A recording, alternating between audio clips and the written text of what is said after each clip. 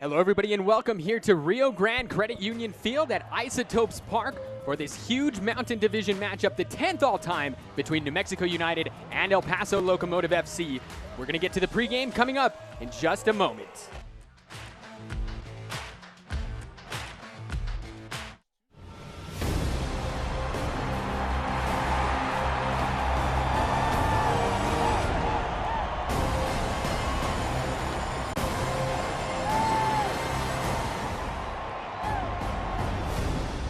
The 2021 New Mexico United season is presented by Sandia Resort and Casino. Close to home, far from ordinary. My name's Tyler Ortega, joined tonight as always by Chris Hurst, and we'd like to welcome in our special guest, color commentator for the night. You know him from watching the USL on ESPN games. We've got Devin Kerr joining us tonight. Thanks for hopping on, Devin. Appreciate you having me, boys. What a matchup we have. Let's start with the Western Conference. El Paso Locomotive, 8 unbeaten, 4 straight wins, a team that is flying atop the USL Championship, and New Mexico United, even though we are a far cry from the 52nd minute goal in the 2-1 victory over Charleston Battery. A win tonight, a couple results, they're back in third place in the Mountain Division. Let's have a look here at the players to watch presented by Lumen Optimal Wellness. Enjoy a healthier body and mind today. For El Paso, it is the veteran Richie Ryan. He made his debut back in 2003 for Sunderland in the Premier League. He's taking the stage here tonight. Pedigree is what sticks out for Richie Ryan in the efficiency within the midfield. You like to look at El Paso Locomotive and talk about balance, and that's because of a player like Richie Ryan. It doesn't matter who's on his left, who's set up in front of him, or the back line behind him. Richie Ryan is a constant who helps mitigate this entire team from back to front. So consistent in nature, that's why Mark Lowry relies on him so much. And for the home side, it's Sergio Rivas, the hometown Albuquerque kid. He leads the team with 3 goals scored so far this season. Kirsty, they haven't scored in about 3 matches. He's going to be looking to change that here tonight. Yeah, I mean, no one's hurting more than Sergio Rivas when it comes to the troubles that this team is having in front of goal. His late runs from midfield, hard to track for El Paso Locomotive. They'll be key tonight if New Mexico United are going to have some joy in front of goal. It is Meow Wolf night here tonight, ladies and gentlemen. A lot of fun going on off the pitch. It's going to be even more fun on the pitch. We're going to step aside for just a moment. We'll have lineups and kickoff when we return.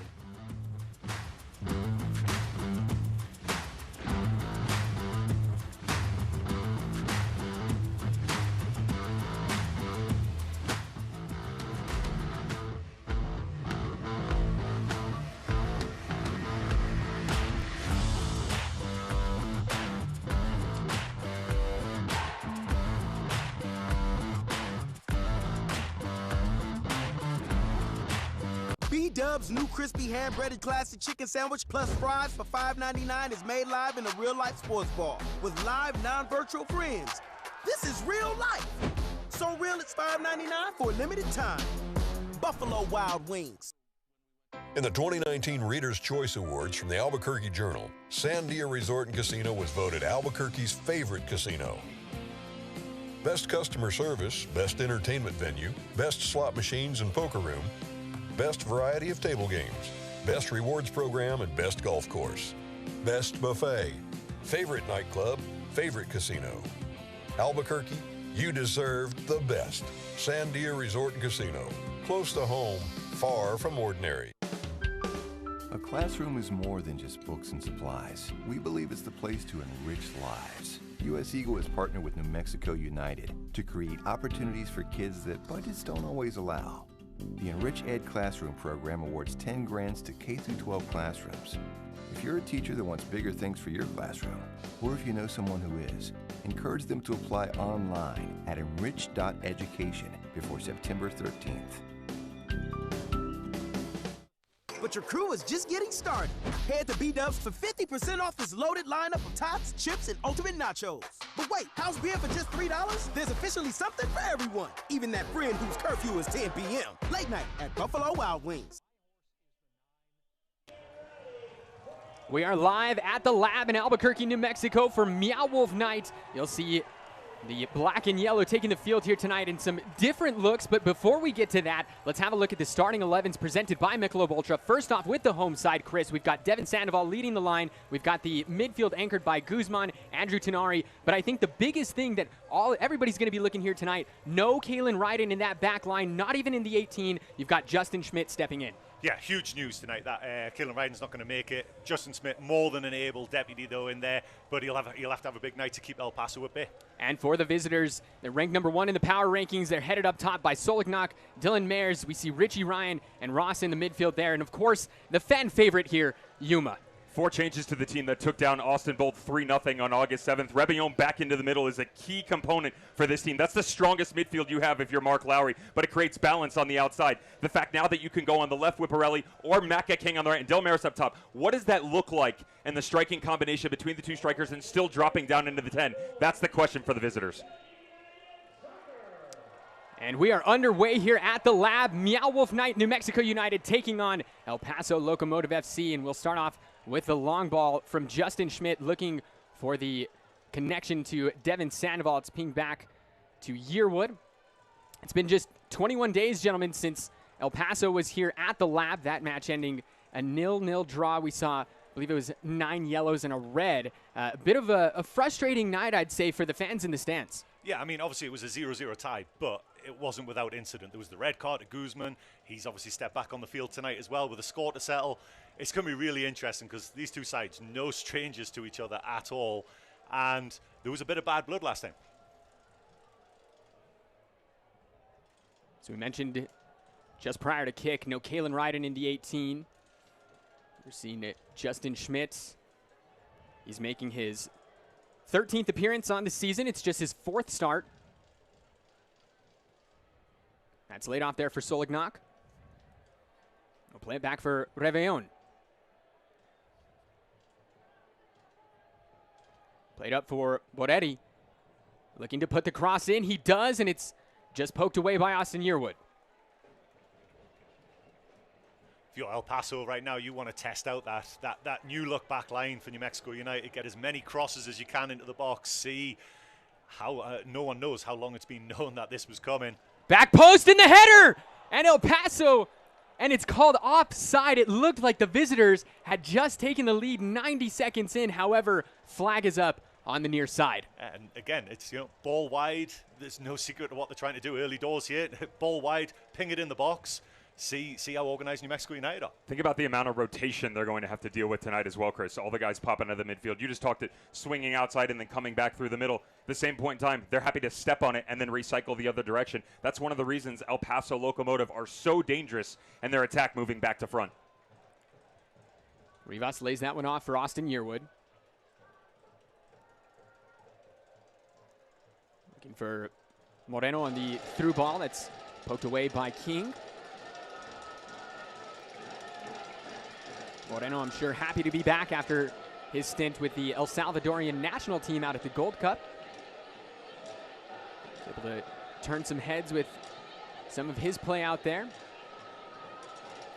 And that ball played back, and that's a giveaway here. David Najam comes into possession, lays it off for Tenari.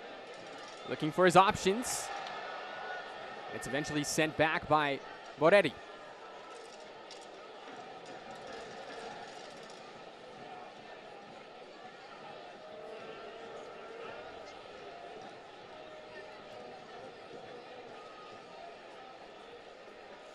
Here's the captain, Josh Suggs.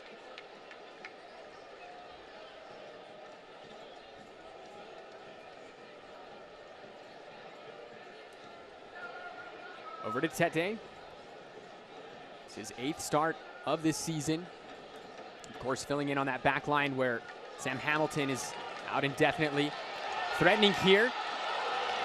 And the cross is played out by Nick Ross. We have a look here at the Garcia Automotive Group keys to the game. We've got great chances and finish, sharpness on both sides of the ball, and especially, Chris, win the midfield battle. Yeah, to be fair, it's a little surprising. It's quite an open start to the game. 2 teams that are known for their defense, and there's been some chances early on here. We've seen our first corner kick here of the match. Corner kicks brought to you by Bank of America. Over 4,600 locations, convenient banking is just around the corner. It's going to be David Najam. This is his first game at the lab. He'll play it short for Suggs. And we see these quite often, these rehearsed set plays. And here it is, coming back for Suggs, and Ketterer up to make the grab.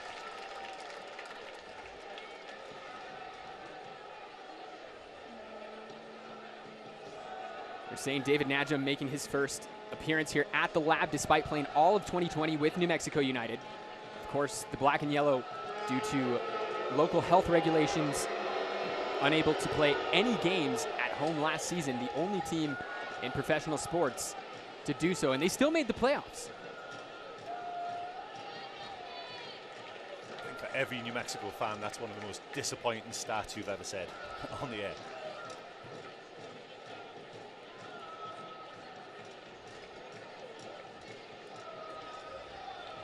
Suggs again. Just a little too much on that, looking for Armando Moreno. You already see the balance between the two outside backs for Mark Lowry. They've had a tendency the past couple of matches to overload the left side a little bit and keep their right back at bay. That's because of the fact that Macca King has not been available. Chris, you picked that out pregame. Well done. And they've had a couple rotating in and out of that position. Matt Boehner most recently.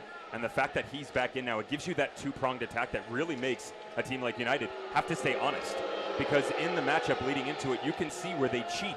So your tendency is to fluctuate towards that side, the right flank of United, to make sure that you lock down guys like Borelli and Brian Rabillon. That's no longer going to exist. Dylan Maris dropping in, Velasquez, of course, stepping up, but more importantly, Nick Ross stretching the midfield out and in combination play going on the right side with Macca King. Throw in here for New Mexico United.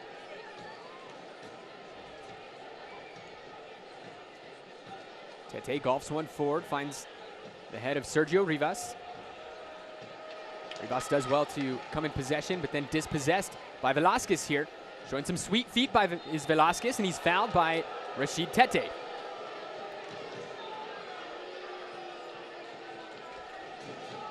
That is the first foul of the evening, and subsequently our first Fiesta Auto Group free kick. So have a look here, and you can see Tete, he just gets beat. Yeah, it's one of those. I mean, it's a chippy one. You see Sergio Rivas, the ball popped into his head. Sergio Rivas doesn't want the ball into his head. He wants the ball into his feet. You've got to feel that New Mexico United, they're not going to win necessarily an aerial game today. Like, they have to try and keep the ball on the ground today, especially with the people who are so technically acute with Guzman and Tenari and Rivas in the middle there. This ball played short, pinged back over for Velasquez, and still in play, it looks like. United able to keep that one in, and Guzman will deal with the pressure. That was beyond clever. Velasquez just sitting right in front of the foul, took off, little dink up over the top, tried to catch him sleeping. It gives you a real good idea that the different levels that go into preparation for these matches. It is interesting to me, Chris. Tell me what you think here.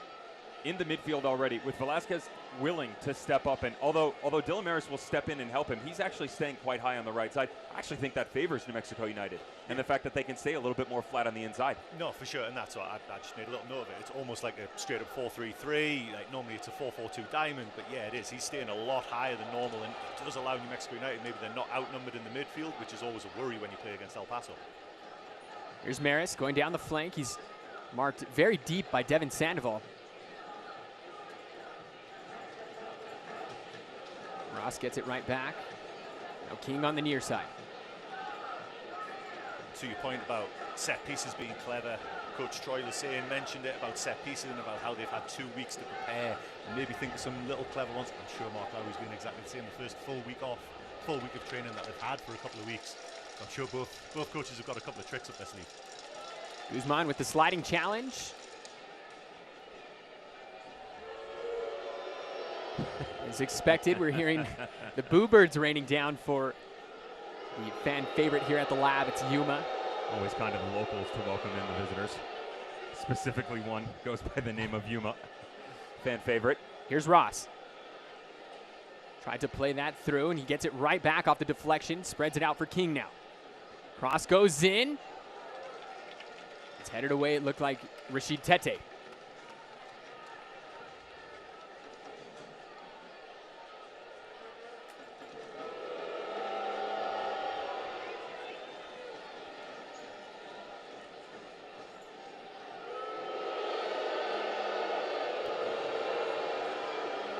Ready. Up for Solignac, heads it back for Velasquez now. Just ran out of room, did Velasquez, somehow able to get the deflection. Ross has it go, and it's blocked by Guzman. Moreno now looking to put a counter together, and disrupted by Ross, and it looks like the foul is called. Excuse me, it's Richie Ryan.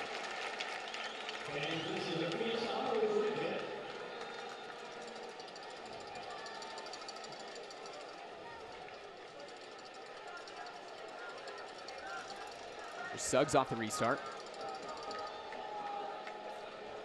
Since 1947, Select has been the leader in soccer ball quality and innovation. Select is the official ball supplier of the USL Championship and many of the elite leagues throughout Europe.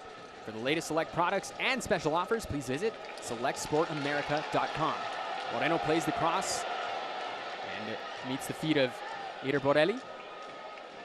Disappointing thing from Moreno there. Devin Sandoval had dropped so deep to try and link up play, and he just didn't have the time to get in the box. So Moreno pulled out wide. Great little run. Not a bad ball in the box, but no runs from deep. You can see Sergio Rivas was trying to make that run from deep that we talked about pre-game, but he just couldn't quite get there.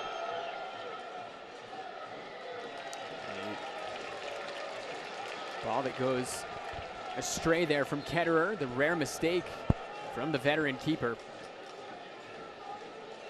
Chris, you obviously get your eyes on these boys live more than I do. I mean, obviously I go back and watch the tape, but there is something different sitting in front of it and watching it play out, right? In the build-up, you're spot on the drag, right? At the top of the box, you don't have the help. The other thing is, though, is, you know, the goalless drought. That is the 52nd minute against Charleston Battery, and yeah, it's the 2-1 win. Some of that is the lack of build and lack of the ideology, right, in the final third, and that's a good representation of it, where not only is there a lack of presence on the inside, but there's no run on the backstick either. No, there's got to be an understanding, though, when you're knocking it in. Just because you can play a ball doesn't necessarily mean you have to. 100%. Like, there in that moment, you would love to see Moreno drive the end line, maybe give people time to catch up there, for sure. But yeah, I mean, and that's what they've all talked about, saying, you know, in the press conference this week, Sergio Rivas talked about, saying they've been working on chemistry, and that's maybe a little bit of it. A little bit of lacking, maybe a little bit of chemistry. You know, has the 2-week break affected that a little bit? Moreno away on international duty. All this stuff, you know Moreno's got a pretty good chance of winning that 1v1 battle, getting to the end line. Can you take a gamble? Can you get to the back post? Can you get in front of the goalkeeper? That is the gaffer, Troy Lesane, third year at the helm here of the black and yellow. In fact, today is the 3-year anniversary of his introductory press conference for the club. Rivas, he's got options. He likes to go to Suggs. Here's Josh Suggs. Cuts it back. Moreno and Sandoval in the box. And a bad giveaway there by Sergio Rivas.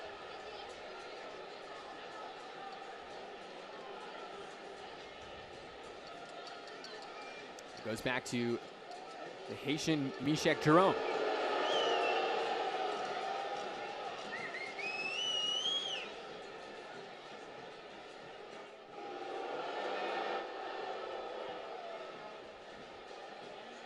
Just start a little tip jar every single time it happens.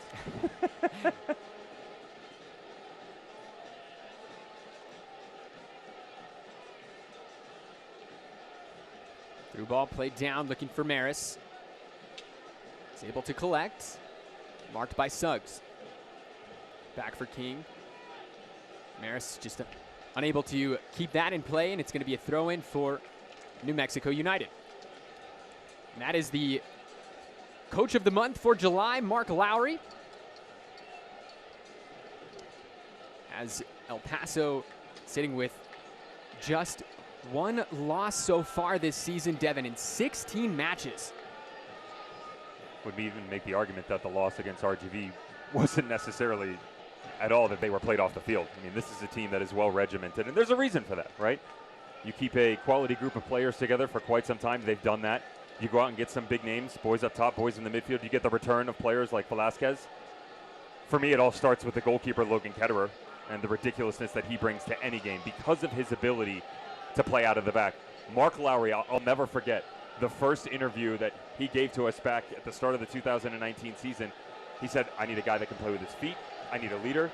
I need a ball stopper, and I need a distributor, more importantly, not just playing off the back line, a guy that can ping a ball 30, 40 yards and help get his team out of trouble. You encompass all of that and more with Logan Ketterer. I said this on USL All Access. They're lucky that he's still within the USL Championship. And with all due respect to every team in this league, he's above the level. He is that good that should he be up another team. Here's tonight's injury report brought to you by Ben Sherman Law. Injured at work, Ben Sherman can help. Of course, it is Sam Hamilton, who is out indefinitely with the fibular fracture. Wishing Sam continued speedy recovery. Guzman plays that back to Yearwood, and now Schmidt will pop it forward for Suggs.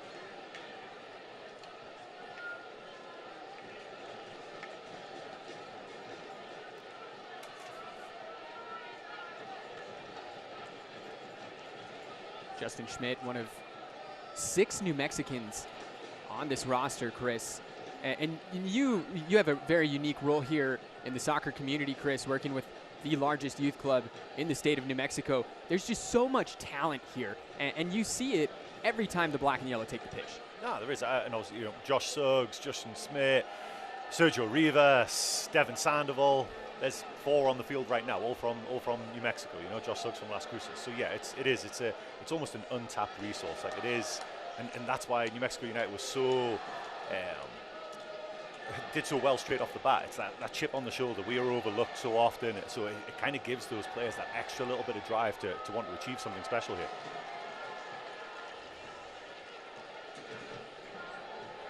Here's Najam, the Afghan international.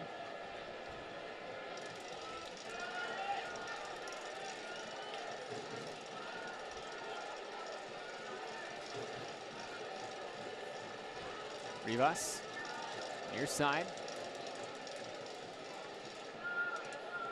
You mentioned it was a chippy affair the last time these two teams met. At the heart of a lot of it was Sergio Rivas. I think there was another guy as well.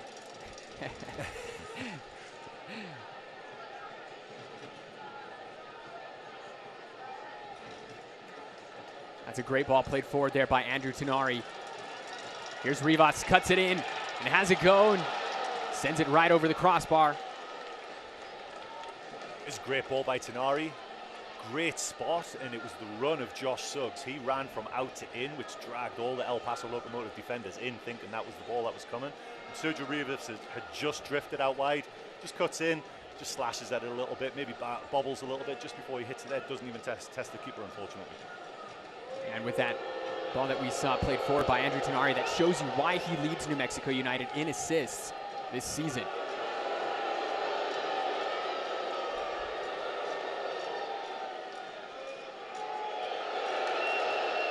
Locomotive pressed all the way back, and that ball given away.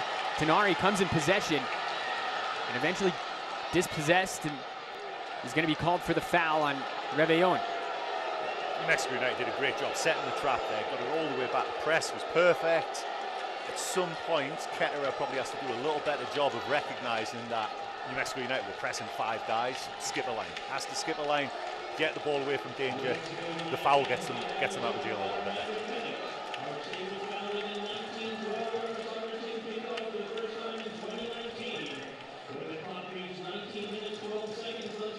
So you saw the close-up there of the captain, Josh Suggs, and you may be wondering exactly what is New Mexico United wearing tonight. Well, it is the Meow Wolf specialty kit. They did this back in 2019 when they hosted Meow Wolf Night. This kit, however, was designed by a local New Mexican artist, Nico Salazar, out of Santa Fe. He actually has a room that he designed over at Meow Wolf in Santa Fe as well, and collaborating here with the team to put this special piece of art together. And we know with New Mexico United, it's not just soccer, it's the blend of art and sport, Devin, and we see that all over here at the lab tonight. When you listen to conversations around the entire championship, there's a word that's commonly thrown around: culture, right? You talk about culture. Whether it's a team just coming into the league or they've been around for quite some time, there's a rebrand, they want to get the culture right. Little known fact, I'll call it out, very few actually get it right. United are one of the ones that do. And I'm not just saying that because I'm here. You look at teams like Phoenix Rising, Louisville City, Pittsburgh Riverhounds, although their fan base isn't as big as some others, they've been around, they're one of the OGs. They get it from start to finish. And what United has been able to do in such a small time frame, whether it's with the fans, players on the field, the Open Cup runs, of course the Youth Academy and bringing those in, it's unfounded. Literally unparalleled. No one else has explored the depths in that fashion. Hats off. The incredible thing is it's just season 3, and I mean, for what it's worth, season 2, it happened, but did it really happen? you know, with the team being away, having to play every single match away from home, seen it firsthand here as the cross is blocked there by David Najum. Seen it firsthand, it seemed like the supporters really just gravitated more and more towards the club. It happened. Those boys will tell you it happened. Chris has been in that situation. I've been there. You can't deny what went on last season, and the love probably strengthened. You're right. But now the opportunity, come back home. You know, this amazing atmosphere, Meow Wolf Night. Think about the fact, Najum, his first time ever in front of a home stadium. That's incredible. Second season in. Here's Maris to deliver the cross, plays it short, and immediately it's Guzman stepping in, intercepting and drawing the foul, the savvy veteran. It's savvy, but at the same point, it was 2v1, so that was probably a little bit of a waste because El Paso, they had the setup they probably wanted. They had the 2v1. That's what you want when you do a short corner. And I guess they just, you know, whatever they decided they were going to run, one of them wasn't on the same page there, clearly.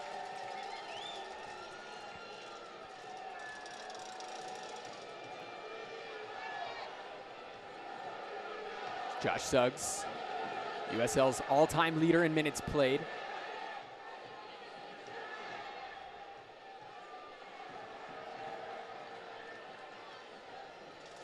Suggs trying to get clever with a little chip, looking for Moreno, but Macaulay King sees it out for a throw.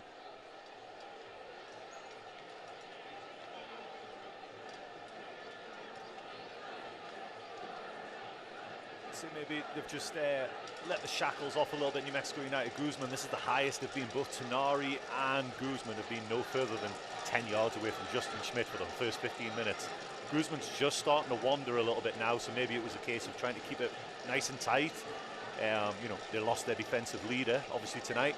So trying to keep it nice and tight the first 10-15 minutes, feel their way into the game, and maybe we're going to see a little more action runs from deep from the midfield. Clever from Najum, but looked like it went just long. Moreno able to come into possession here.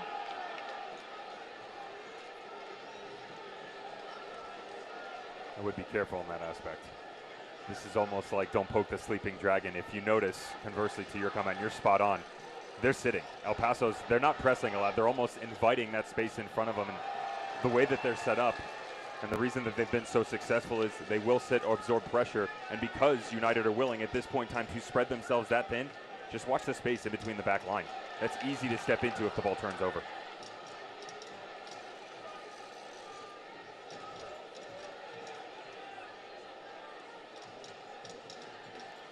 It is interesting though because it's completely different to the first game. First game it was both teams trying to control the ball. It is noticeable. El Paso are more than willing to let New Mexico United have a lot of the ball. Moreno turns and the offside flag is up on the far side. A little bit of false excitement here for the 10,000 plus in attendance at the lab.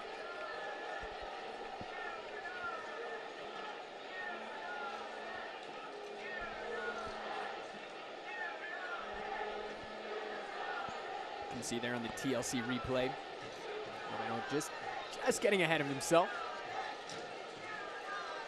You like to see that though, because Moreno, he's testing that boundary though. Like in his mind, they're going to get one wrong, so he's trying to just draw a line. Either the AR, you're hoping the AR gets one wrong, or the back line's going to get one wrong. Schmidt heads that back to Alex Tambakis.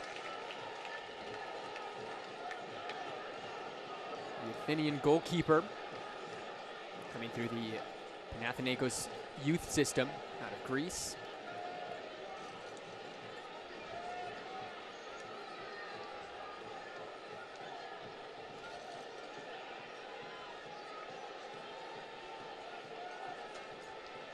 Here's Yearwood. This is his 14th start on the season, 16th appearance overall.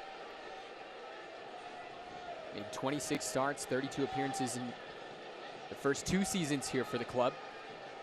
It's been a real mainstay, Chris, in the back line, and I think what we saw last year during the Road Warrior season, Austin Yearwood really came into his own. Most improved player, and he is. He's Mr. Consistent, and he gets, I know it's a cliche, but he gets what New Mexico United. You see, he was on the jersey launch, you know, like all that stuff, and he's such an approachable guy. Fans, anything like that, he's willing to do anything above and beyond for the club as well. And yeah, most improved. Like that first season, you can tell he was a little young, gained a lot of experience. Last year, he became a man, a leader on this team almost.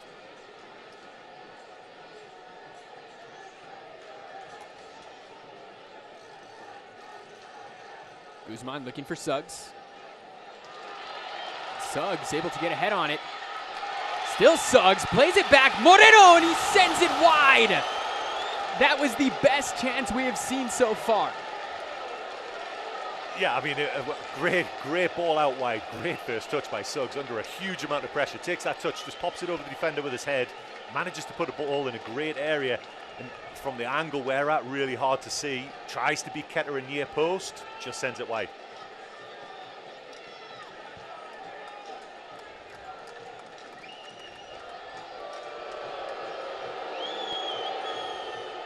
Watch the ball, though. You want this ball driven, to be fair. This is about the individual brilliance of Josh Suggs as well, because if this thing's put on a rope, he can hit it in stride. Instead, it's one touch, takes a second, and then allows this to come back. These are the trials and tribulations that have been New Mexico United over the past couple of weeks, though, right? 5 yards, 10 yards, whatever it may be. 21 of the 36 shots that they've actually been able to put in or around the goal have been from outside of the 18. You need more opportunities like that. You have to build confidence. But at some point in time, somebody's got to step up and pull the trigger. You got to be understanding that you may not get that many opportunities as the game continues to progress forward. You got to bury those. Well, and I think that's something that we've heard a lot from Troy Lesesne over the past month or so, is that not only do we need to get more creative in these chances, but we need to be better about taking these chances. Moreno lost possession there, but it looked like Najam was going to be able to track that down. It's going to be a corner kick on the far side for New Mexico United. Remove yourself from the equation if you're Troy Lesesne and New Mexico United. Think about the amount of opportunities you're going to get where Locomotive are going to break down either right side or left, where it's going to be a misread by Ross and Richie Ryan in the midfield. Macca King gets caught out of position on the backside. Mishak Jerome goes down. That does not happen. These are the things you got to think about as a player, because the coaching staff for United can only do so much. You can give them the tools, you can give them the opportunities, but again, it all goes back to the fact, who wants it more? Who wants to stick one in the back of the net and be that guy to get you back on track? Here's Suggs. Plays it short, Najam. Suggs looking for Moreno at the near post, and it's headed away by Locomotive. Velasquez looking to find it. Solignac. Just a little too much on that one. And it looks like the official had played the advantage as Guzman was beat. Did grasp on to the El Paso player and pulled him back there. It's because of Velasquez. Tidy feet. Very tight area. Saw it last week against Austin Bold as well. He's never really in trouble. He can find his way. He can dribble his way out of the phone box, I think is the old saying. Right in there, really fast feet, and Guzman had no choice but to try and drag him back just to slow the game down. When you mentioned that match against Austin Bold, that was a 3-0 win for the Locomotive. That was capping off their 5th match in 15 days, Chris. They drew with New Mexico United here at the Lab 21 days ago. And then from there on out, they've won everything since. So they come into this one riding a 4-game win streak. You know, Troy Lesesne is definitely on the look for 3 points here tonight. As you look at these mountain standings, New Mexico sitting in 6th right now. Getting towards the back half of the season, it's about time to start picking up those points, Devin. Well, the way that the match set up tonight, this is a bad giveaway there. Big stop by Tambakis. This is the best division in the USL Championship. It's not even close. I always say, people on Twitter, at me, say whatever you want. From top to bottom, this is the best division. There's not even an argument. Now, who comes in 2nd or 3rd? We can have a little fun there as time goes on. Rivas crosses in, looking for Sandoval. Ketterer comes in for the punch. But to think that through everything that has gone on within the Mountain Division, even with United's lack of goals, even with their time off, a result tonight for RGV, a result tonight for Miami, and a result tonight for New Mexico, and they're in 3rd. Right. Easy peasy in theory, right? Everybody sits back, but that's the interchange that you get in the West. The Wild Wild West is absolutely insane this year, specifically between these 7 teams. Now, I would probably say that respectfully, I'd remove Real Monarchs from that equation. It's just a different animal than it was in the 2019 team. Of course, United will know a little bit about that, poaching Kalen Ryden. But everybody else is right there, because you look at El Paso Locomotive, who's setting the pace within the entire championship, 10 clear right now from 2nd in Colorado Springs. but there's only 5 points separating second and sixth. Right. And that gives you an idea of how close it is. It's because of the quality. It's because of the consistency. That doesn't happen overnight because you can look at the East. They can't make that argument. I promise you that. I see those boys all the time. You want to talk about some of the better teams, that's one thing. But you look at the Central Division, not going to happen. Ball just gets away from Moreno there. The foul called on Tenari is in Reveillon exchanged pleasantries. Sure, he's just asking him where he's going after the match. So that's part of the challenge. The El Paso, this is this series is split right down the middle, right? And this is a matchup that Troy Lesesne loves. He feels that this is actually a good matchup, which is insane because of how good El Paso are and how they're just running through everyone right now. And Troy Lesesne feels that this is a good matchup for New Mexico United. So, and as you can see tonight, there's nothing really between the two sides, and that's with players missing, players rotating in, whatever it may be. There's not a whole lot between the sides right now. There's been a couple of good chances for each team so far. Chris, this has mistake and set piece written all over it, right? You're sitting at home on the couch drinking a beer going, wow, this is how you win one of these games because everybody's so consistent, almost relaxed. But that comes to a fault, right? There's going to be a certain point in time where someone's going to go, oops, and then can you step in and convert? And that's exactly the game 21 days ago. Coach Bingo. Hussein mentioned it in the Bingo. presser yesterday as well. It was going to come down to set pieces. Have to find little ways to time. It's the chess match. How are they going to find the little chink in the armor that's going to create that one goal? Because in all honesty, it could be one goal that decides this game. I don't think that would exactly be shocking to anybody, given that the last time we saw these two sides, it was a scoreless draw. The only thing that's surprising to me is there hasn't been more fireworks about that. This is a completely, the two games could not be more different at this point. Chris, I don't know if you read the show program, but the fireworks are after the match, my friend. And before. If you come to production meetings, you would know this. Come on, man. 32nd minute, Tyler Ortega, Chris Hurst, Devin Kerr here on the call. It's Meow Wolf night here at the Lab. It's a big-time Mountain Division showdown between the two rivals, the black and yellow of New Mexico United taking on Paso Locomotive. We see Armando Moreno now going forward, finds Devin Sandoval. There is a Locomotive player down. United elect to keep playing, and he finds Moreno on the through ball. Here's Moreno with the right foot, and Armando Moreno puts United on top, 1-0 in the 33rd minute. I see fireworks. What a through ball. Devin Sandoval does a great job of holding the ball up. Pops it back.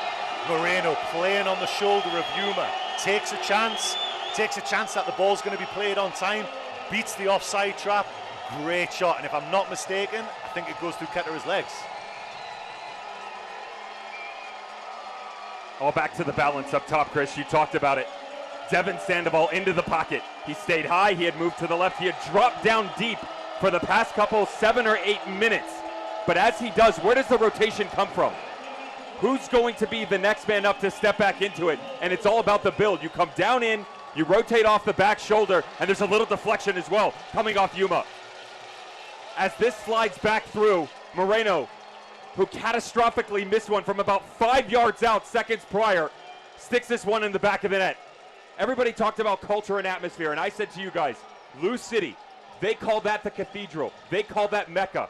I am happy to worship in this arena at any point in time if you show me an atmosphere like this and goals like that.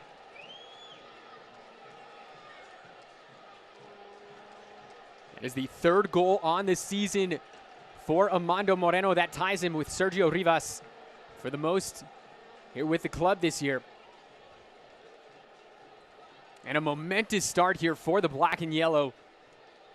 And you could tell that it was coming, right? And as soon as that ball hit the back of the net, you saw the curse. There's 10,000 people here tonight. The Lab went crazy. I mean, and how much of that is a relief as well? And the players know it as well. They've heard the headlines. They've heard the press asking the question, hey, you haven't scored in so many games, all that. The relief. And I bet Moreno as well. There's quite a bit of pressure on him coming back into the side because he's come into a side that was struggling to score goals. So that has to be a huge relief to him as well. Can they get a second? Suggs plays it in the box. And that was just deflected by Jerome. Locomotive able to deal with the pressure for now. Will be a throw-in for United. Foot on the pedal. Right, 10 minutes to go into the dressing room. You've had the brunt of the possession. Though there haven't been a lot of chances, you have had the better of it. There's a little tweak in the midfield by El Paso Locomotive just about 90 seconds ago, just before the goal. They had pinched the double pivot. They had pushed it left a little bit. That's what I was talking about, the tendency that we had seen against San Antonio. Not as much against Austin Bold, but it was heavily favored against San Antonio. But as they slide, that opens up more space. Continue to go after that. Put your foot to the floor right now and see if you can grab some more opportunities before you go in. I'm sure that was some of the chemistry that they talked about this week as well, where Devin Sandoval dragging Jerome into the middle as well, creating that space for the diagonal run for Moreno. Here's Suggs. Into the 18. Suggs has a go. And Ketterer able to get his paws on that one. And look now, there was bodies there as well. If Ketterer had any kind of bobble there, Devin Sandoval was right there, ready to pounce. And Sergio Rivas from midfield was ready there as well. So we have a look at this TLC replay here. Suggs just lacing that one at Ketterer.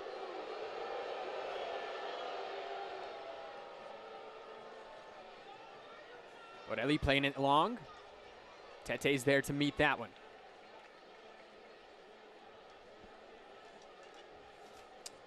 August is USL Supporters Month, and we want to hear from you. Visit uslchampionship.com/supporters-month for more information on how you can get involved and have a chance to be featured as the Supporter of the Week.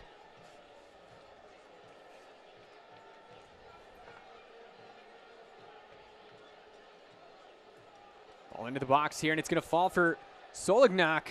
And Yearwood has to get that right. He does. It's a corner for Locomotive.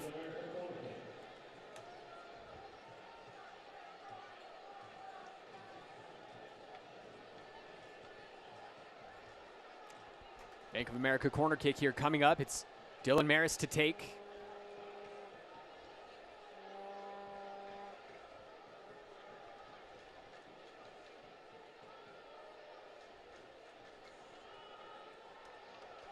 And Sandoval clearing that one out.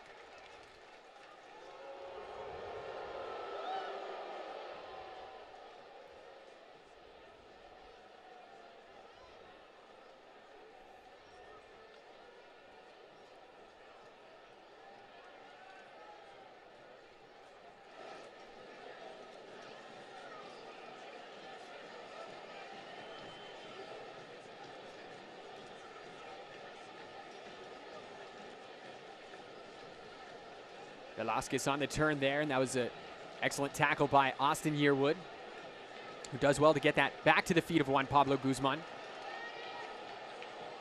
Deflection falls to Rivas, but dispossessed almost immediately.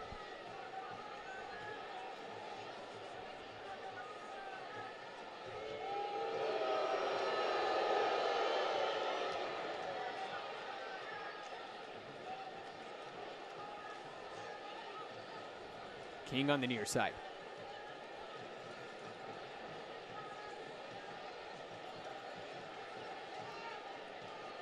And the strike from distance fizzles over the crossbar. But there you can see a little bit of space in the midfield for Locomotive. No hesitation pulling the trigger. Yeah, it sat up nice as well, right? So he thought, why not? And he caught it pretty sweet. It was always rising. Tambakis, not necessarily worried about it at all as soon as it left his foot, but a little warning shot there by New Mexico. Maybe got a little deep. Lines weren't connected. That space between the three midfielders, Sergio Rivas, was still high, and he just able to just drift into that space there and have a crack with his left foot. Interesting on the set piece. Both set pieces, New Mexico United, both corners, sorry, they've only sent one guy to deal with the two El Paso guys, and they've gone zonal across the 6-yard box. All their big guys across the 6-yard box. Yearwood, Schmidt, Tete, all ready to attack. I wonder if that's because they've seen something or whether it's because of the free header that Fox scored last week against Austin. But yeah, it's definitely they're allowing El Paso to play the short corner in this. Moreno has that one poked away. It's going to fall to the feet of Tete. Now Tenari. Tenari scoops one into the box, and that was all Ketterer, no problem. Ketterer, we saw spend some time in the MLS here this season. His first appearance with Portland Timbers had a clean sheet and a penalty save of one Chris Wondolowski. Tells you the quality in this El Paso side.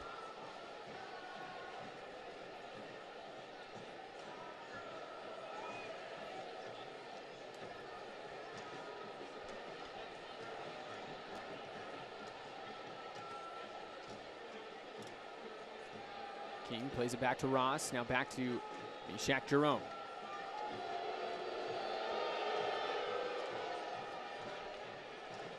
On Solognak, looked to have been through, but the offside flag is up on the near side. See a little conversation there between Tete and Schmidt. You'd love to think that they have that completely under control, and they will tell you they have it completely under control. But you can tell that conversation they're having right now is not of two guys who are on exactly the same page. The difference is, too, is that if he comes down through the middle, that's a mismatch. That foot race is not going to be won by United. That's a Tete move where he's got to pass and then go with him and tuck in. And to be honest, you'd rather him just stay with the runner and have Schmidt peel off the right shoulder and cover there. How about the fact that United have basically allowed Najim to turn himself into an outside back defensively? They have conceded their right flank. They're saying, that's fine. You want to push that way? You have Maka King back?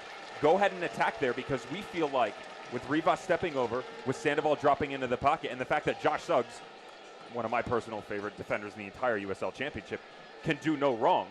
You go attack us there, we'll be just fine, because we're going to sit back and give you respect on the right-hand side. Everything right now for El Paso Locomotive, they're trying to build through the left, but they can't, because even though there's a little bit of space, there's not enough movement. They don't have any players or support to play off of.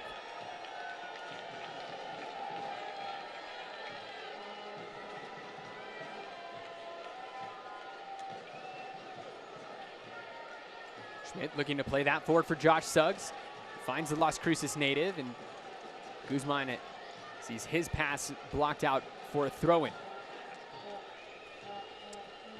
Two of the USL's East best clash to kick off a fall to remember when the USL on ESPN continues. Perennial contenders Louisville City FC travel to Dillon Stadium to meet Hartford Athletic in a potential playoff preview. That one taking place September 7th at 7 p.m. Eastern on ESPN2. What do you think about that one, Devin?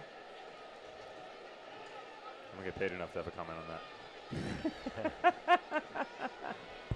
No, we've been very fortunate that, to be honest, the schedule this year, they did a fantastic job, honestly.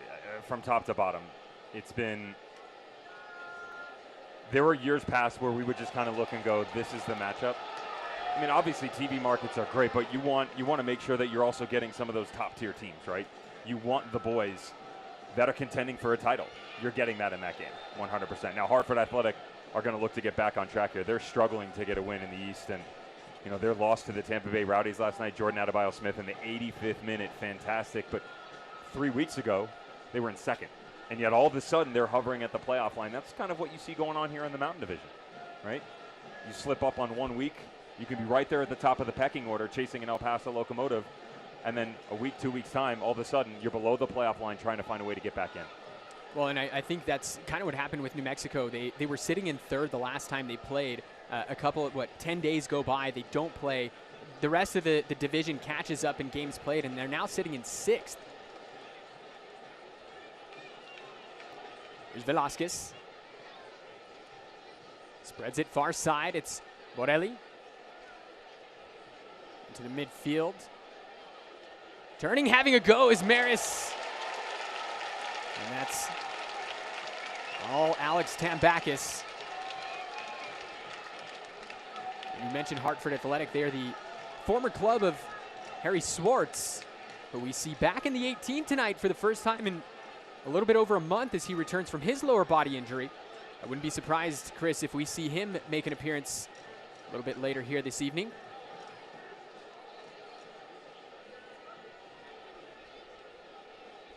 We know Troy Lesane, he's a big fan of bringing on those fresh legs, especially in those wingback positions late in games. Wouldn't be surprised if we see Daniel Bruce make an appearance either. Yeah, I mean, that wide position has changed a lot since, definitely since I played, since Denver. That used to be the place where you could maybe hide a player. That is such an important role now, right? Like back in my day when I played right back, I know I'd messed up. And now it's such an important role. And when you're playing three at the back and it's wing backs, they get through so much work. They get through, when the GPS is downloaded, I guarantee they're the guys who who cover the most distance. Ketterer comes out to scoop that one up as Josh Suggs was making the run. Are you comfortable with the balance right now if you're Troy Lesesne? The way defensively it's worked out in the first half? I mean, it's not terrible, right? Other than the mistake where Tete passed it straight to Solnak, other than that, it's been shots from distance for El Paso, so you've got to be happy. Shut them down. Cut out the mistakes in the second half. You've got to trust Tam Bacchus to deal with the shots from 30, 35 yards out.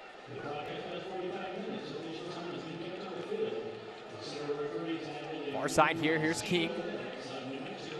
A few step overs, but unable to get by the veteran Josh Suggs.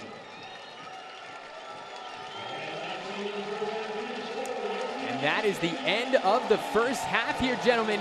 New Mexico on top of Locomotive 1-0 by way of Armando Moreno's goal in the 33rd minute. What did you see in that first half there, Devin?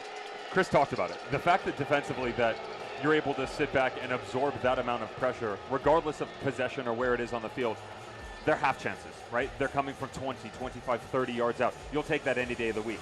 That will not continue in the second half. This team has too much talent, and the brilliant mind that is Mark Lowry. They will tweak, they will shapeshift, they will do whatever you want to call it, but there is going to be a change in the second half. The question will be is, can New Mexico United then respond? Even with the 1-0 lead, this game is far from over. We're going to step aside for just a moment. We'll be right back with halftime.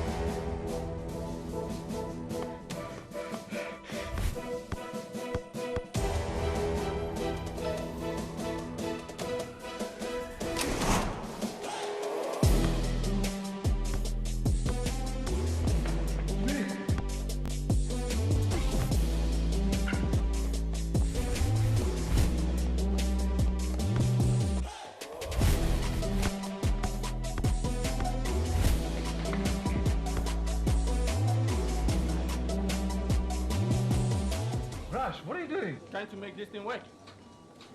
It works! Yeah, let's go!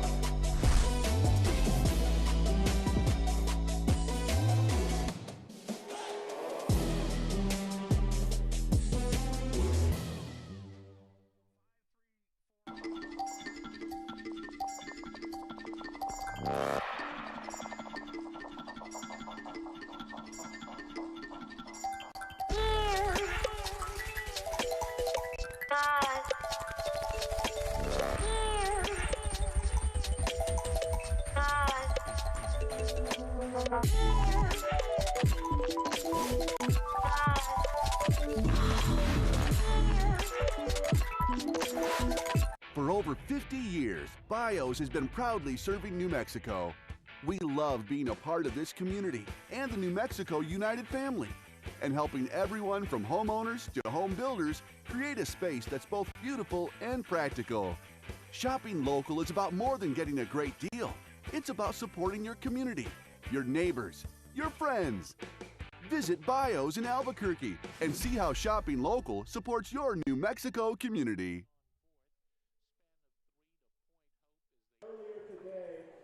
Welcome back to the lab here, ladies and gentlemen.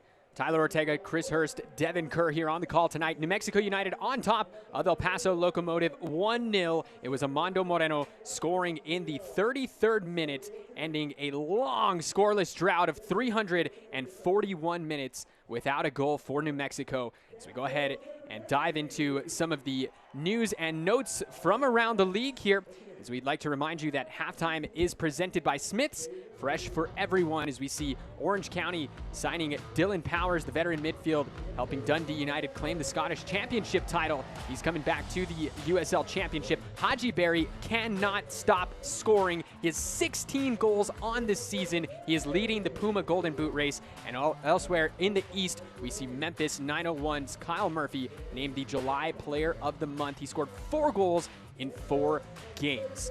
Now we have a look here at the standings here of the Mountain Division. It is El Paso Locomotive holding the top spot, just one loss through 16 games played, sitting with 37 points. They're 9 points clear of second place RGV. We see Switchbacks in third, San Antonio 4, Austin in fifth, the Black and Yellow in sixth, and of course Real Monarchs at the base of the mountain with 16 points. But as we were talking about, Chris, you can see the difference here from 3 to 6. A win tonight for New Mexico, it's going to see them creep back up above that playoff line in fourth. Yeah, it really is. Everyone, who can be the best of the rest? El Paso Locomotive running away with a little bit. Obviously tonight really doesn't affect much in the big picture, at least short term anyway. But yeah, the best of the rest, that's what everyone's fighting for right now. Let's have a look at some upcoming games here. We see Tuesday, Hartford Athletic taking on Charleston Battery. Also that night, we see Austin Bold hosting RGV.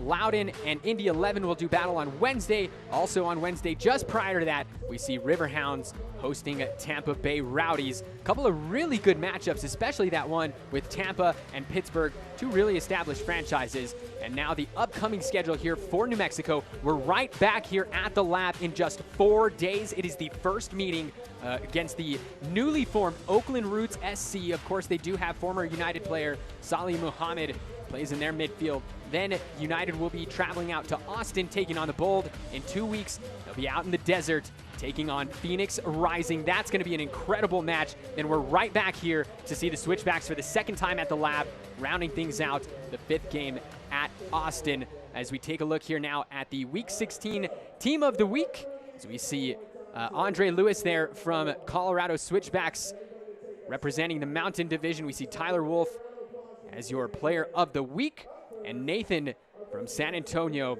also in there as well. We're going to step aside for just a moment. Don't go anywhere.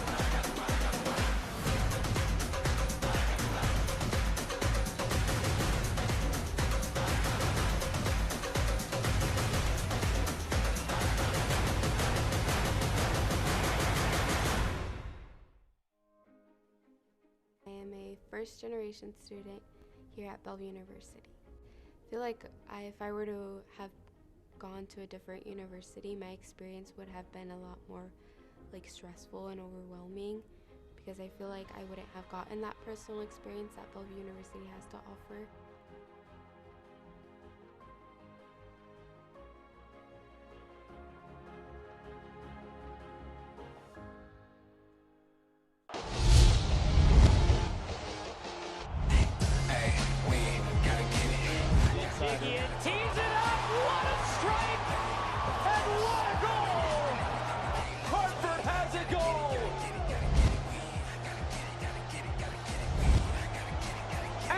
City double their money.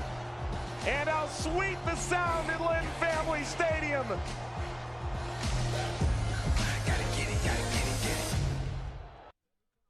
In the 2019 Reader's Choice Awards from the Albuquerque Journal, Sandia Resort and Casino was voted Albuquerque's favorite casino. Best customer service, best entertainment venue, best slot machines and poker room, best variety of table games, best rewards program, and best golf course. Best buffet, favorite nightclub, favorite casino. Albuquerque, you deserve the best. Sandia Resort and Casino, close to home, far from ordinary. In New Mexico, we know true. True beauty, true adventure, true color, and true culture. Home to the artists, the warriors, and the multi-generational, multiracial, all-inclusive family that we call the United. This is New Mexico United, and New Mexico United is New Mexico True.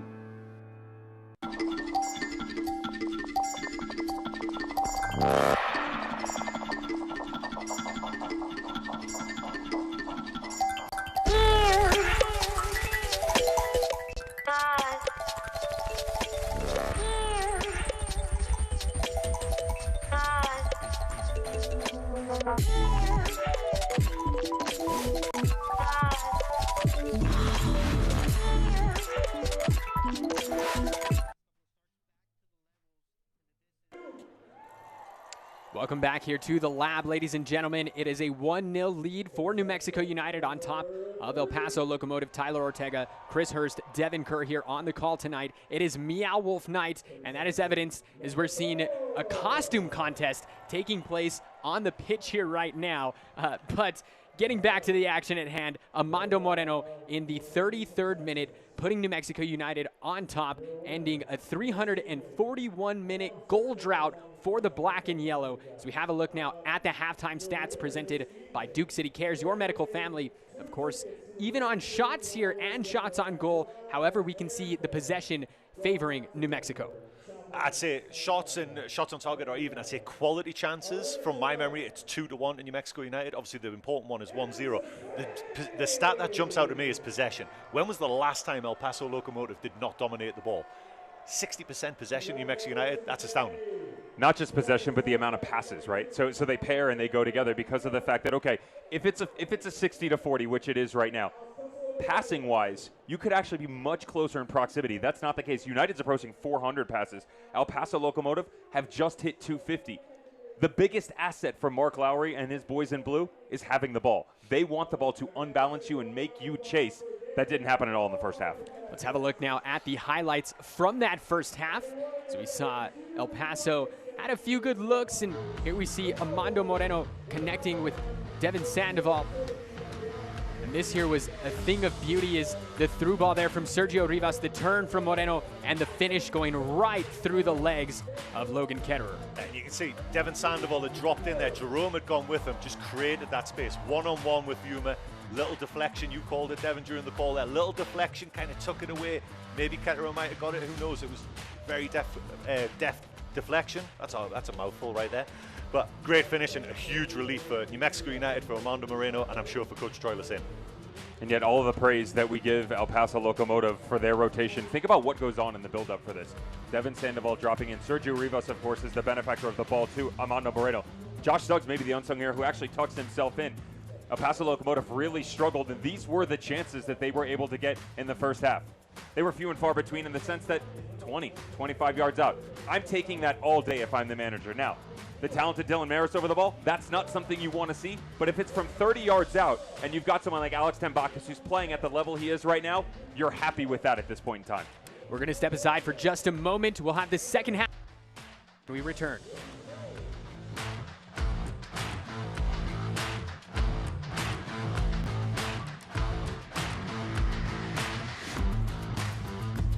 B-Dub's new crispy hand-breaded classic chicken sandwich plus fries for $5.99 is made live in a real-life sports bar with live, non-virtual friends. This is real life.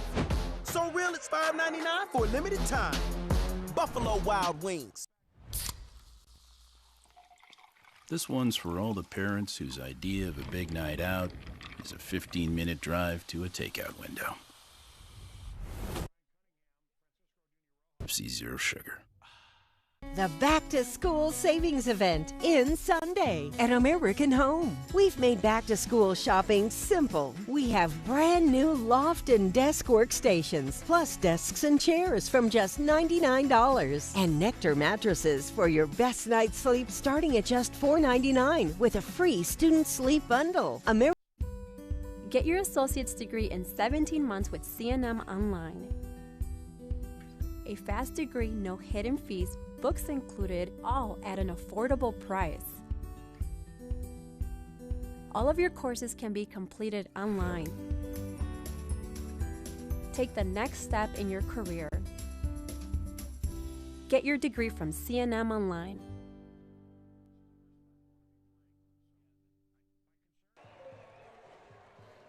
We are back at the lab, second half about to start here between New Mexico United and El Paso Locomotive. It is a 1-0 lead for the black and yellow, and it is Meow Wolf night here at the lab, one of the biggest nights of the year for New Mexico. Of course, having the partnership with Meow Wolf, we see them on the front of their kits. We see everything that just is a product of this incredible partnership. Chris, we see people wearing skulls. We see horse heads. We saw aliens. I don't even know what some of the stuff that we saw down there was, but the atmosphere down here is just so fun. It really is, and and obviously this is something that we missed last year for obvious reasons, right? But I had a chance before the game, before the show, to walk around with Devin, right, and just kind of take in the atmosphere a little bit. And I can't imagine what he was thinking walking around seeing things for the first time. Like, I kind of knew what was coming. I have no idea. Did you know what was coming tonight? I saw pictures, I saw videos, but you know, it's kind of like a kid in a candy store, and unless you really taste it, you don't have an idea what is there. So the fruits of the labor have actually come to fruition here for New Mexico United, and to think of the fact that they had to wait 2 full years to get back to this beautiful night, it's been fantastic, and we're only halfway done. So we are just about ready to go here. Second half is now underway. Doesn't look like we had any changes at the half here for either side.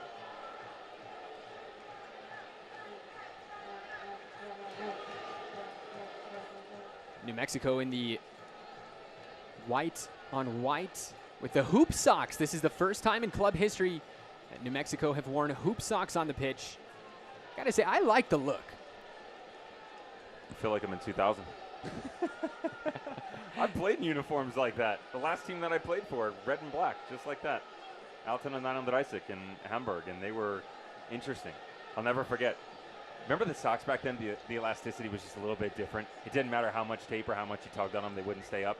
Those were them. So they haunt my dreams, and it's not just because of the color schemes. I bet your jersey didn't have skulls on them. No, that didn't happen. It didn't happen. Again, this Meow Wolf specialty kit was designed by local New Mexican artist Nico Salazar. He's one of the Meow Wolf artists, actually. And if you get a chance, hop on the New Mexico United social media accounts, get a really good look at this kit.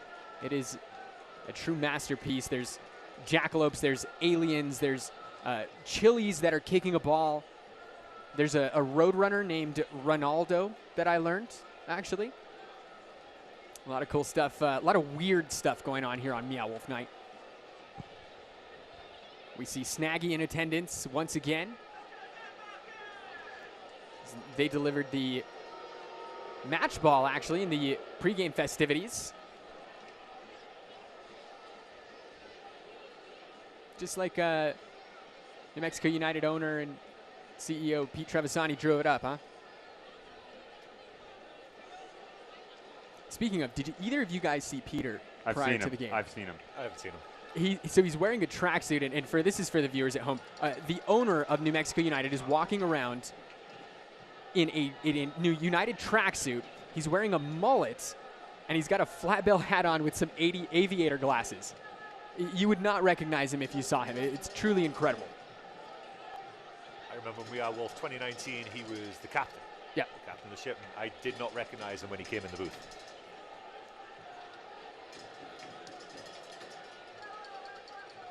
And that's the thing with New Mexico United. You know, yes, they do have a soccer team, but the club is just so much more than that. It's a community organization, I would say, that also has a soccer team attached to it. They do so much good between just getting involved, bringing out, artists. We see a lot of Meow Wolf performers here tonight, and there you can actually see Pete Trevisani. We've got a look of him up in one of the suites. The looks hair's like gone. He might have ditched the mullet. The actually. hair's gone. I don't even know if we can even enter him into the costume contest. You remove yourself at halftime by taking the hair off. I didn't think he was going to win anyway from what I saw some of the other people dressed up as, but honorable mention. Here's Josh Suggs getting down the flank. Crosses that in, looking for Sandoval, and Jerome has to scissor kick that one out. Paso looking just a little disorganized here to start the second 45.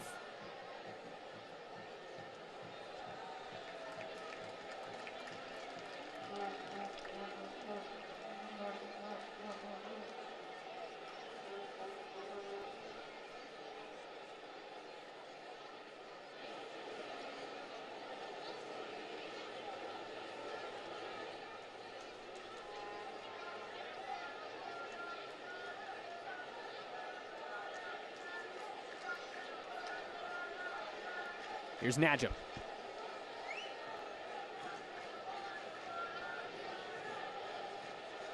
Justin Schmidt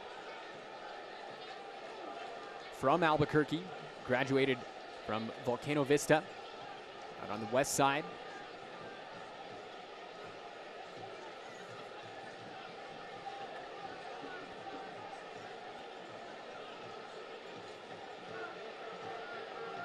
Yearwood here finds Armando Moreno.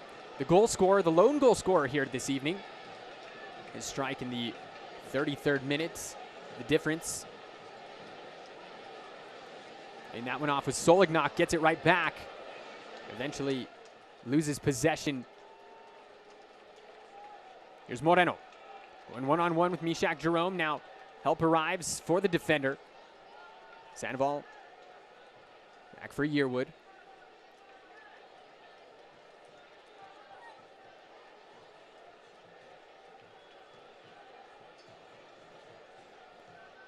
There's Tete. That one just gets away from the Ghanaian.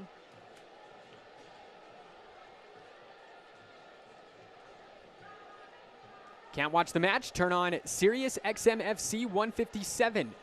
North America's only 24/7 source of soccer radio, featuring Ray Hudson, Tony Miola, Rodney Marsh, and USL All Access with Mike Watts and the Devin Kerr, who's here with us tonight every Tuesday night, 7 p.m. Eastern. You can also hear live action from the USL, MLS, Premier League, and more, all on Sirius XM FC 157 and the SXM app. Najim looking for Sandoval. It's no big deal for Logan Ketterer on that one.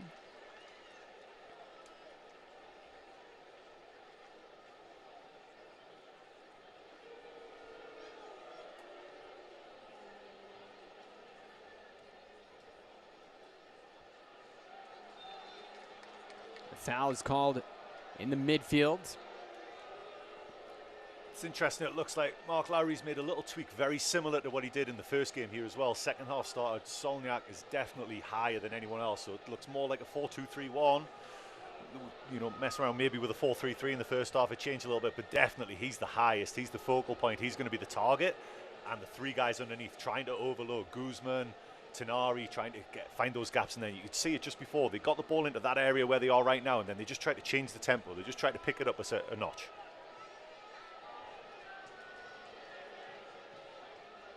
Schmidt shanked the clearance there. Falls back to the feet of Locomotive. Here's Velasquez. Ryan over for King now.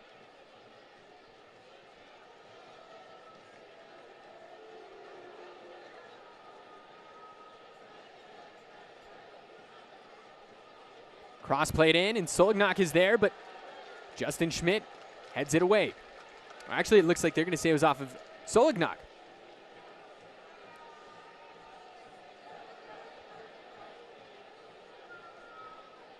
Solignac leads Locomotive in goals scored. He's got 6 on the year, followed by the youngster Diego Luna. That's the good thing for Mark Lowry as well, right? If nothing changes in the next 10 minutes, if they don't get a foothold in this game, look at the bench he's got to go to. And there's a seamless transition there within his entire squad that it's not even next man up like we talk about for United in their attack. It's more who's willing to take a step into that position and push us to the next level, because of the fact that you can run 15, 16, 18 deep just within the game day squad selection, yet alone what they offer in the 23. That's why one of these boys has to be oh so careful, because every single week you can be knocked off your perch.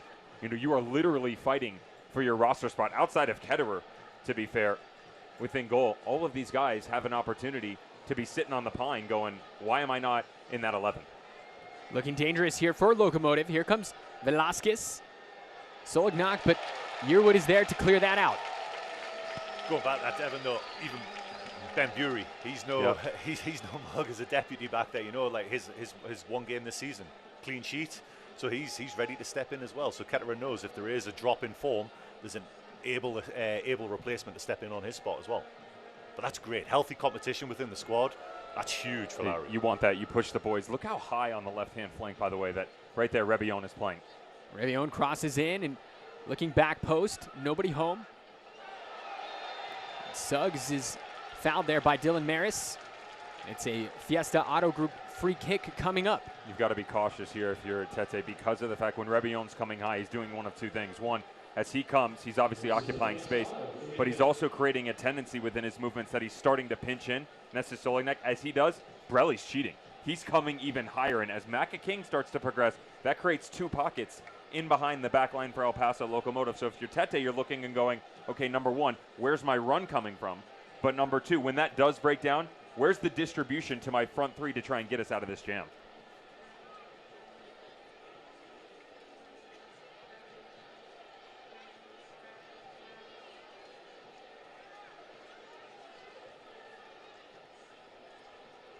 Yearwood on the far side.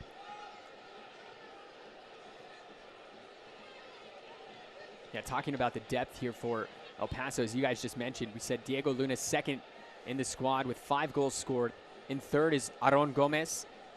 He's got 4 goals scored. Then it's Dylan Mares and Jose Aguinaga. So 3 of their top 5 goal scorers didn't even start the match.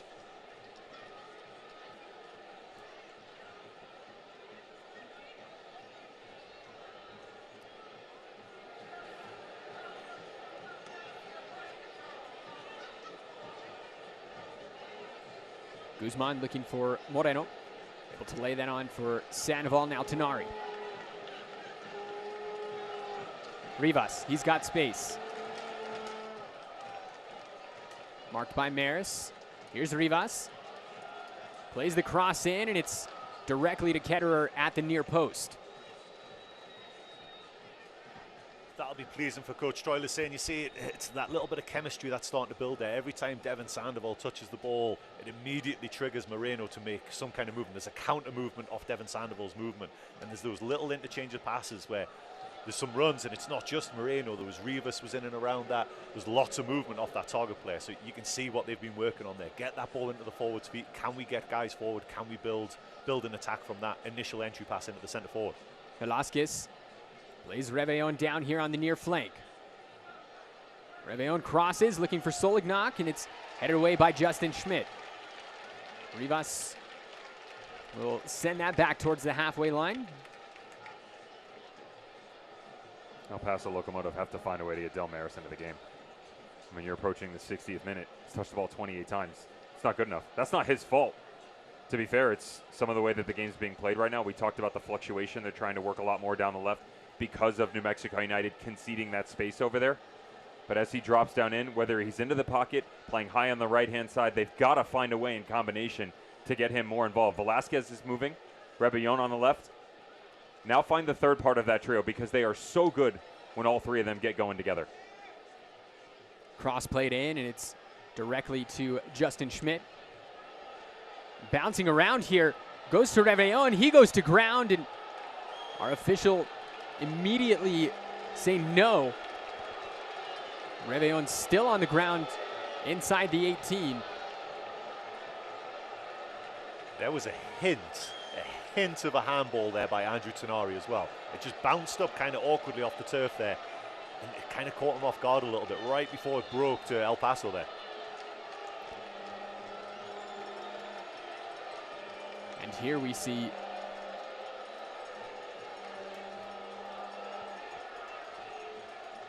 on this TLC replay, Rebellon goes through, just gets caught by Rashid Tete coming through the back as we have a stoppage in play, and now we're starting to see what we've been seeing when these two teams play, and it's a giant huddle around the man down there in the yellow shirt, our official. And look who's right at the center of it. It's Guzman and Yuma.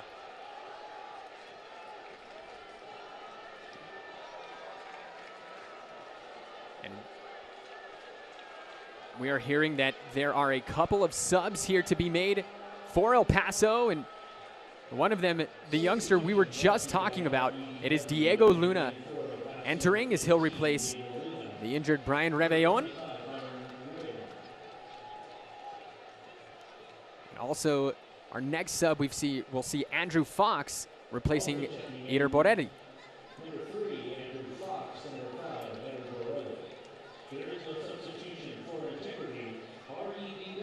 Fox made his first home start of the season against Austin Bold last week. He scored a header off a corner.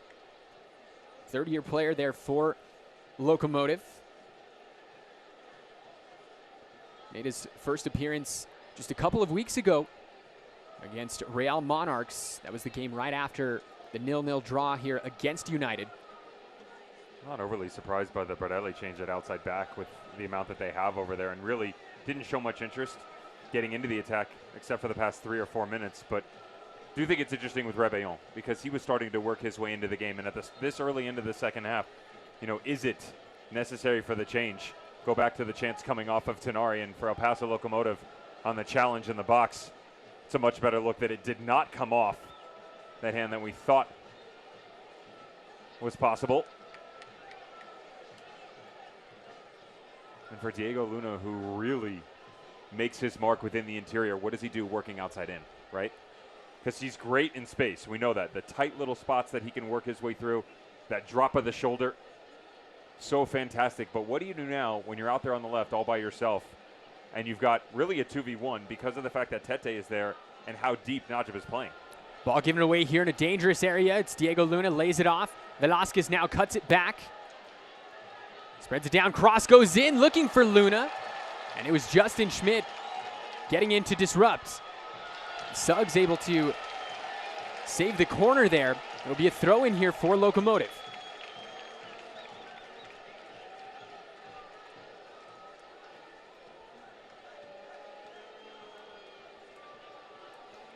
Those substitutions that we mentioned for El Paso brought to you by REDW, CPAs and advisors. There is no substitution for integrity.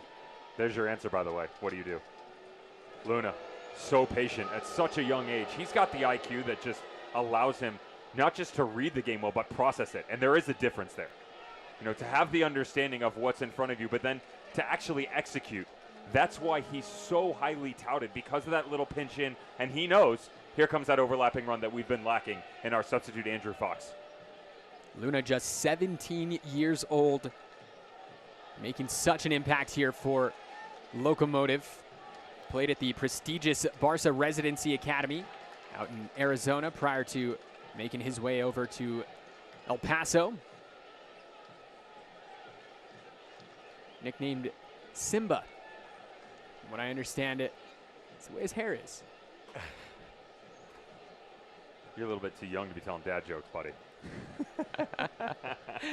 I'm just relaying the information. No, it's Meow Wolf night. We'll given. give it to you. We'll give it to you. I respect it. There is Luna wiggling his way out of some tight space. See how strong he is there. 2 New Mexico United men trying to get him off the ball, and he's still able to hold them off. I don't know if you saw the goal last week, Carrillo's goal last week. Little one-touch passing where he just moves the ball so quickly, outside, inside of his foot, both feet, and he's so quick when he does it. It's almost impossible to defend. It's rude. Yeah, it is. I mean, that's your worst nightmare as a defender. Especially in the second half when you're a little tired, a little leggy as well. Your legs are getting tired, they're a little bit heavier. You're expecting that little pinch off for someone and hold up play just coming on, and instead, boom, hit the ground running. So easy to pull you off your game. And now we see the substitution that I had mentioned in the first half. We see Daniel Bruce replacing David Najim here in the 63rd minute. The Englishman making his 17th appearance of the season for the black and yellow. Here's Luna. I tried to go, look like outside of the foot, looking for Dylan Maris. And now we're starting to see El Paso Locomotive coming to life, guys. Yeah, they're certainly, last 5 minutes, they've had a lot more of the ball. They're starting to get a foothold in the game. Centre-backs are playing on the halfway line, essentially. That's a huge indication of the swing of momentum here. And one of your attacking midfielders, in Sebastian Velasquez, who was so instrumental to the movement going forward, is playing 5 yards from Ishak Jerome. Right, that's the brilliance of this team. That's where they get you, because they show you one look. And to my point going into halftime, I said it was going to change, right? Chris and I talked about it, how you're going to see rotation in other areas. You're starting to see that balance on the left-hand side now because, okay, we see Macca King. We understand that Velasquez is feeling himself tonight, as he always does, and he's going to be on the ball and be active. But now that he drops deeper, where do the runs start to come from? And the answers are coming from your substitutes. Now, if you're Daniel Bruce, can you acclimate yourself to this environment that quickly? That's going to be the question for them on the right-hand side, because you have the balance on the left. Suggs is there. Austin Yearwood's been just fine. But most of the activity that you're seeing is from this left-hand flank from Locomotive. You can see Sergio Rivas has just drifted to this left side. He's pretty much camped out in the midfield on the left side of this midfield to take away El Paso's right as well. So it really is up to Bruce to hit the ground running, as you say. There is Bruce, and he's shoved to the ground there by Andrew Fox. As we did see a Roadrunner Law yellow card issued to Armando Moreno here in the 64th minute. That is our first booking of the evening.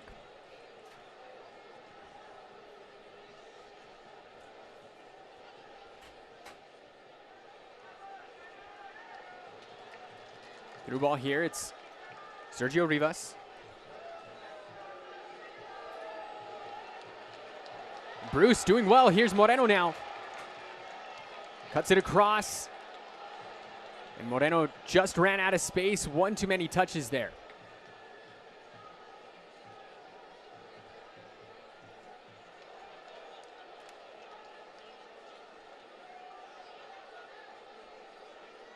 It's going to make its way all the way back to Alex Tambakis. Looking for his 6th clean sheet on this season. Came into this one with 5. That's good enough to be tied for 2nd in all of the USL Championship.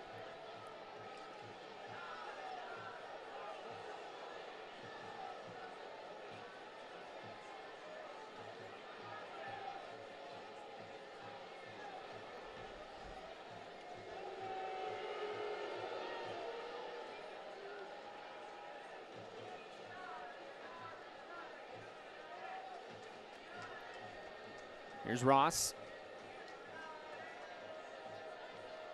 Velasquez now. Finds King. Solignac, he's onside. He just sends it wide. So when you can see El Paso again, that ball just popped into the middle there, just changed the tempo, up the tempo a little bit, and New Mexico United was struggling, scrambling at the back just to get that clear. Did well to clear the lines though. Bank of America corner kick coming up here for Locomotive. Dylan Mayers and Sebastian Velasquez. Now Velasquez will retreat, so that means Mayers will be hitting the outswinger here into the box. Looking near post, finds Devin Sandoval.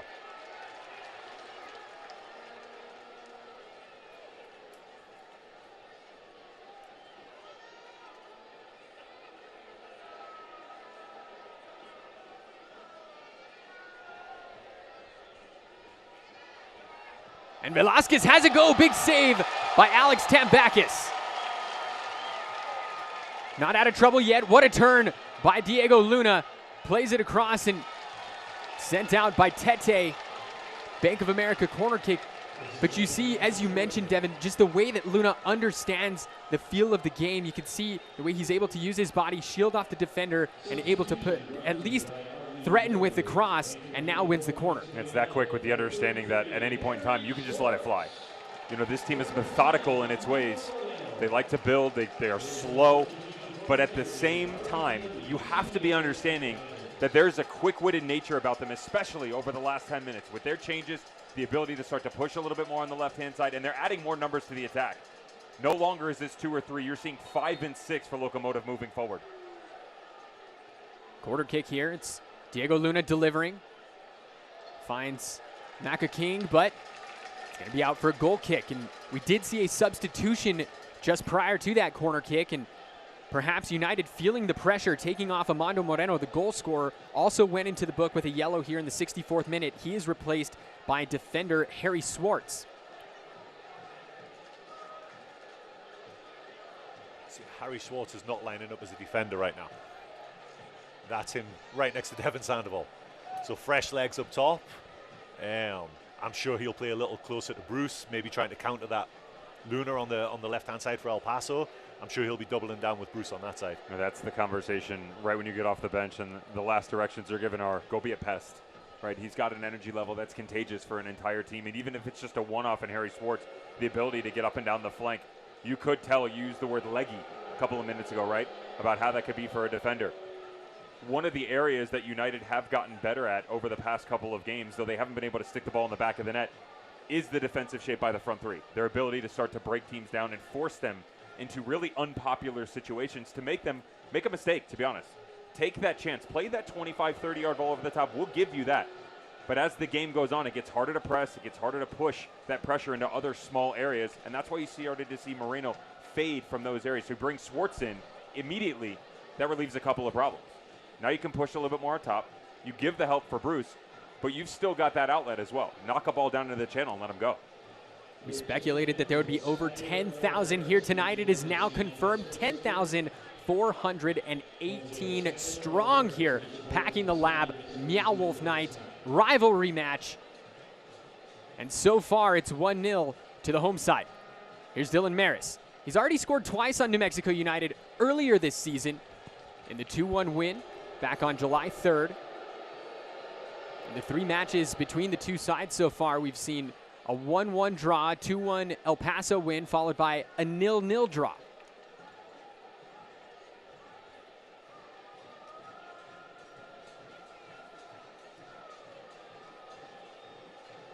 Here's Luna. Velasquez trying to let that run. Sandoval is going to be called for the foul while he was on the ground. And this is a dangerous spot for a free kick here, Devin. Tell me this isn't reminiscent of the July 3rd match, right? United up 1-0, El Paso Locomotive really struggling in the first half because of the road team taking advantage of their opportunity, but really dictating the tempo for the entire game. In the second half, it's a totally different story. Outside of the opening 5 to 7 minutes, Mark Lowry has tweaked this. He has allowed his most dangerous players to get on the ball, and they are just pulling this home squad side to side, whether it be on the left. You're starting to find movement through the middle. Now set piece opportunities. You go right for a left or left footer. Pick your poison. Richie Ryan, Sebastian Velasquez, both standing over it here. Tambakis is waiting. That's Maris. It's Ryan having a go and strikes the woodwork. And you could feel the collective sigh of relief once that one rolled out. And leading that sigh of relief was Tambakis, because he was rooted to his spot. That was a foot to the right. It's in. He was not going to get there. You can see he was frozen to the spot, and he was as happy as anyone to see that hit off the outside of the post. And that was the last action of the night for Dylan Maris, as he is replaced by Aron Gomez.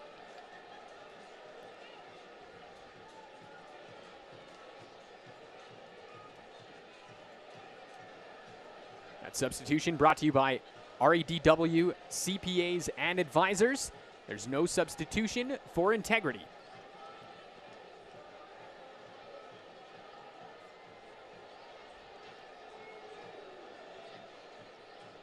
Back to Ketterer.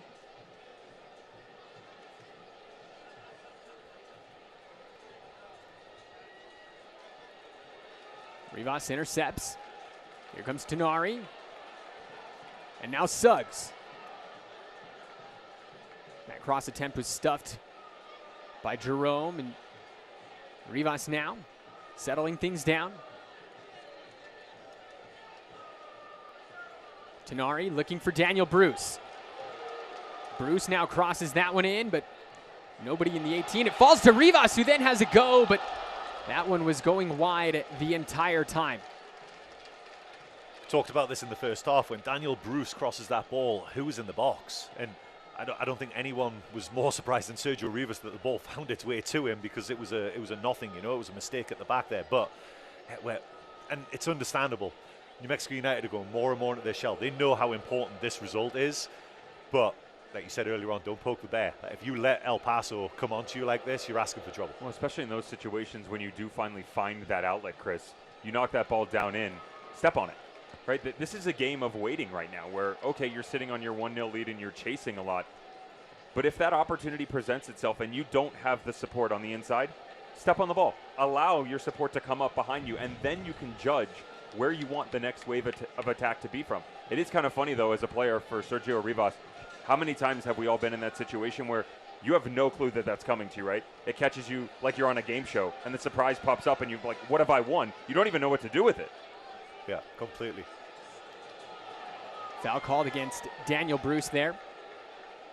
The USL is committed to supporting the LGBTQ+ community Through the Forever Proud project, the USL will strive to create safe and welcoming environments for all fans, players, staff, and partners. Learn more at uslsoccer.com/forever-proud. Yellow card for Dev there. Just, it was Tenari kicked the ball out of play, Lowry kicked it back onto the field, so Devon made sure it went off the field and kicked it away and got a yellow card for his trouble there. Second yellow card we've seen here this evening, brought to you by Roadrunner Law Firm. If you've been fouled in a car crash, call your legal home team. Roadrunner Law Firm. Good thing you didn't take the over on cards tonight, Chris. Two yellows in the 75th minute. I mean, come on. You know the Vegas odds were stacked higher than that. Luna tried to go with a nutmeg. Stuffed by Tenari. Now Swartz will pull it back.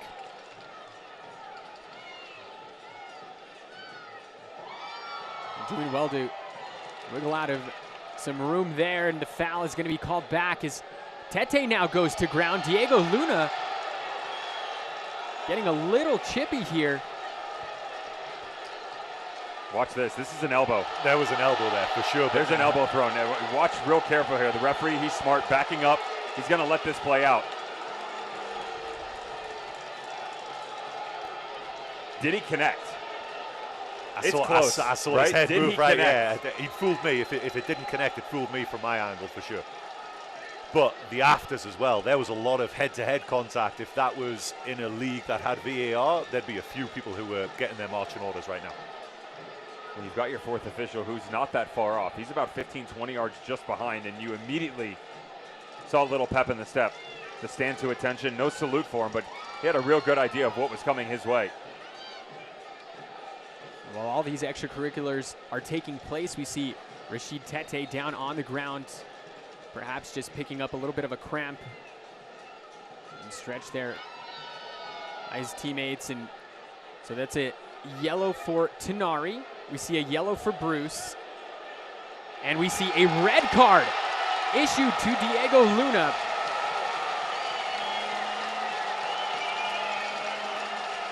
And Yuma now having a word with the official.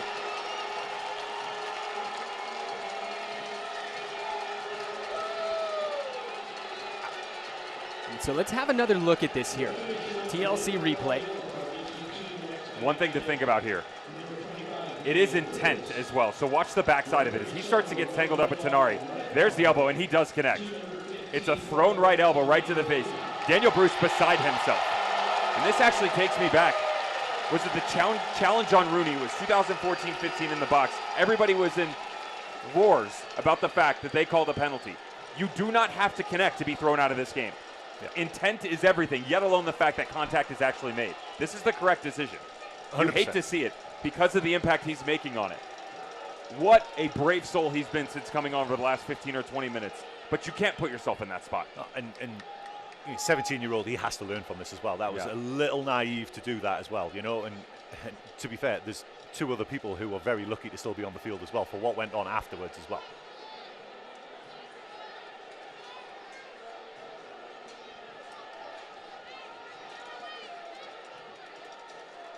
And now we're seeing some words being exchanged over at the technical areas. It looks like Carijo was exchanging some words with somebody on the black and yellow's bench, and there you can see a yellow card shown to Leandro Carijo. This is what we're used to when we see these two clubs. I was going to say, this is literally when we walked into the building tonight. Unfortunately, this is what we kind of expected. It's taken us 80 minutes to get here, but it's no surprise it's boiled down to some incidents like this as well. Well, and now El Paso down to 10 men with just over 10 minutes of the 90 remaining. Off the restart here, it's headed away. Yearwood trying to track that down, but it's going to be a throw in here for Locomotive.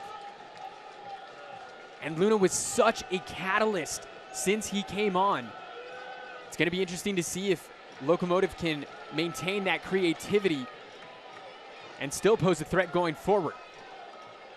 Immediately, Luna's off the field. Harry Schwartz is now on the left. There's definitely, that was the plan. He was on that side to help Bruce out with that danger there. Falls here, Velasquez. Looking back post, headed through from Solignac, but Daniel Bruce able to clear the danger away. Really good play by Devin Sandoval there. Recognized his team needed him. He had to keep the ball there, connect that pass, get the team out. Suggs plays it through for Schwartz. Marked by Ross.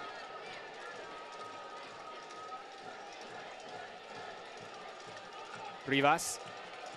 Now Guzman, the Colombian. Scoops it forward, looking for Bruce, but it's headed away by Jerome.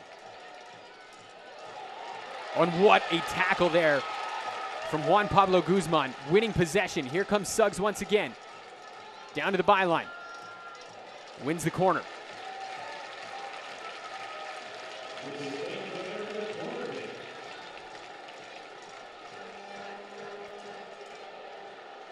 Bank of America corner kick coming up here for New Mexico.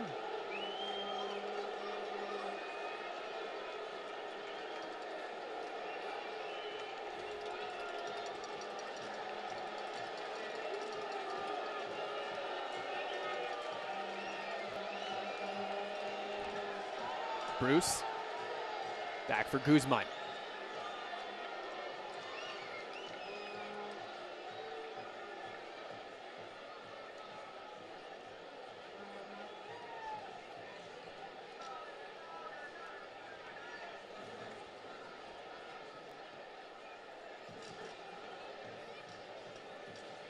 Solignac able to control that one.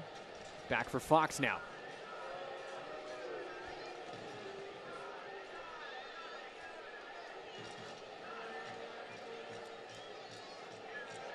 A long ball forward. Tambakis comes out to grab that in front of Aaron Gomez.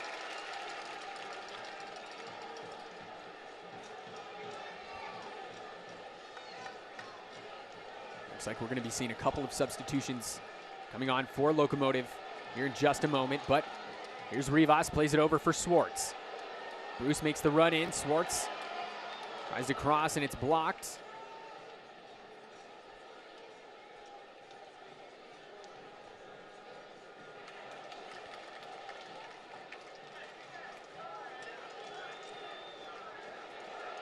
Tenari. He's looking for Suggs at the back post.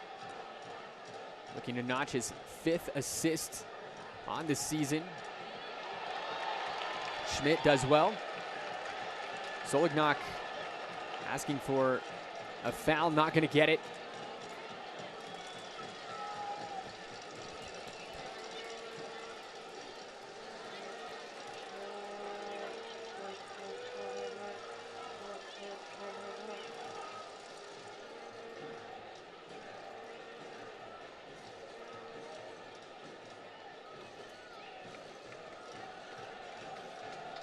Tenari. The United Soccer League, all 31 championship clubs and their players stand together in support of diversity, inclusivity, equality, and compassion. For more information on the USL's commitment to change through the United Against Racism campaign, visit uslsoccer.com. Bank of America corner kick here coming up, and now we're going to see a double change for the visitors. Entering is number 9, Leandro Carrijo, as he'll replace Nick Ross. And also entering the match is Matt Boehner. He'll replace Macca King. Substitutions brought to you by REDW CPAs and Advisors. There's no substitution for integrity.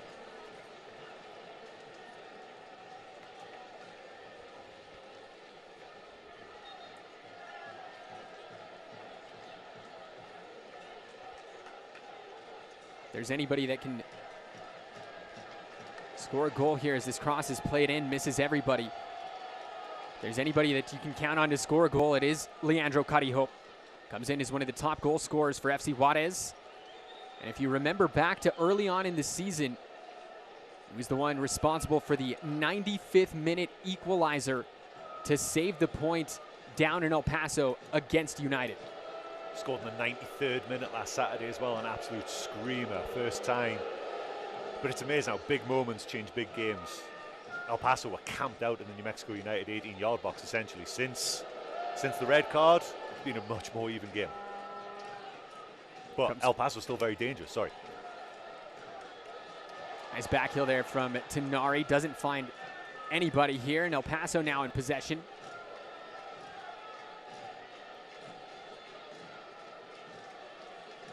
Yeah, going back to Carrillo, I mean, you talk about somebody that's seasoned. He's played in Brazil, Hong Kong, Mexico. Now applying his trade here for El Paso in the USL Championship. Gomez. Fox now. There's got to be an understanding defensively right now if you're wearing a white jersey that nothing changes in terms of the build, because all they've done is removed one of their defenders. So it's easy to look at Luna and say, who steps into his place? That space was already ready to be occupied by another player. Velasquez. Solignac. Tries to cross, blocked by Suggs. Asking for a handball, no call.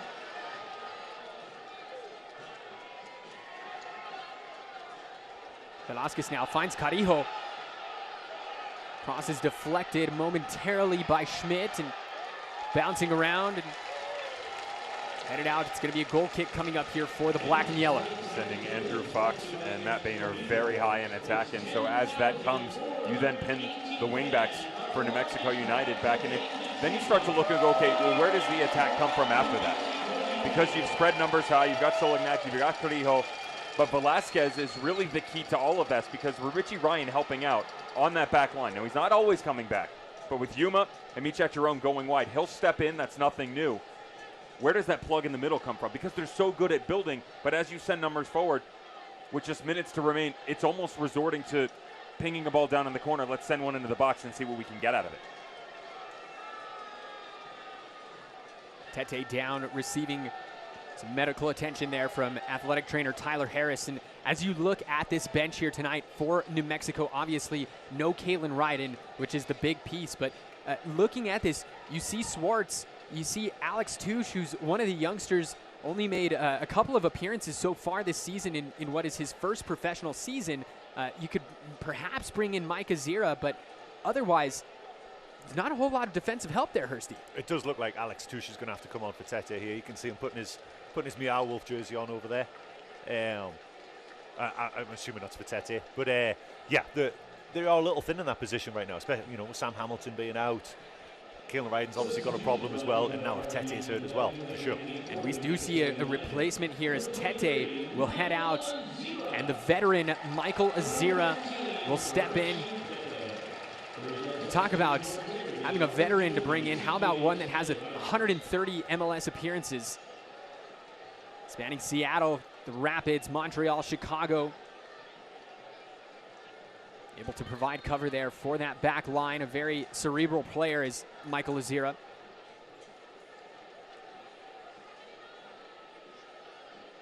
Scored his first goal in black and yellow here at the Lab last month. It was the go-ahead goal against Switchbacks in the 91st minute. One of two stoppage time goals scored by United, wrapping up that 3-1 win. Both of those goals assisted by Chelo Martinez. He's on the bench. His only 2 assists of the season here. Here's Fox. Looks like Josh Suggs has just slipped back in there into left centre back. Austin Yearwood, the ever versatile Austin Yearwood, slipped onto the right side there.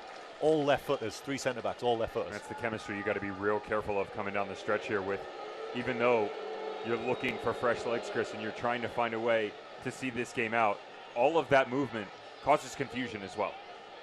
And that's going to be a recognition by El Paso Locomotive that even though some of these long balls over the top are what they're going to resort to, where are your wits if you're wearing a United jersey right now because there's so many players coming forward. Fox plays that into Solignac, turns, and it's blocked by Justin Schmidt. Ball still bouncing in the 18. Gomez now. And cleared away by Azira. Into the 90th minute. This would be a massive 3 points here, should United be able to hold on.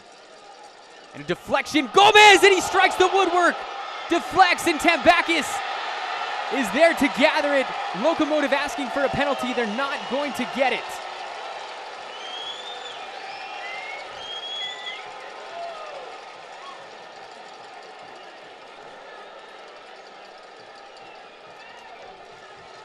Let's have a look here at this TLC replay.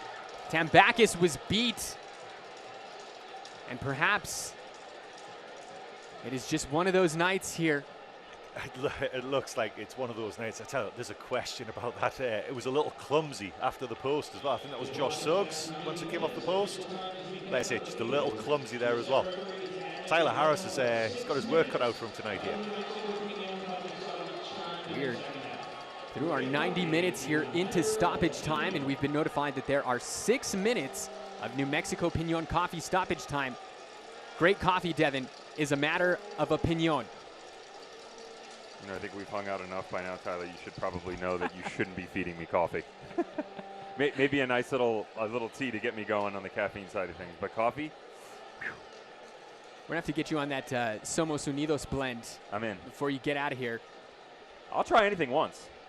I'm down for that. And it's actually, for what it's worth, I know it's a little bit off topic here, as we're only sitting in stoppage time of a huge match, but it's a blend of coffee. It's bizcochito that it's like sugar and cinnamon, but then there's a hint of red chili in it. Ooh. So if you're listening out there, if you're curious, definitely pick you up a bag. It's Austin Yearwood is headed off with Tyler Harris.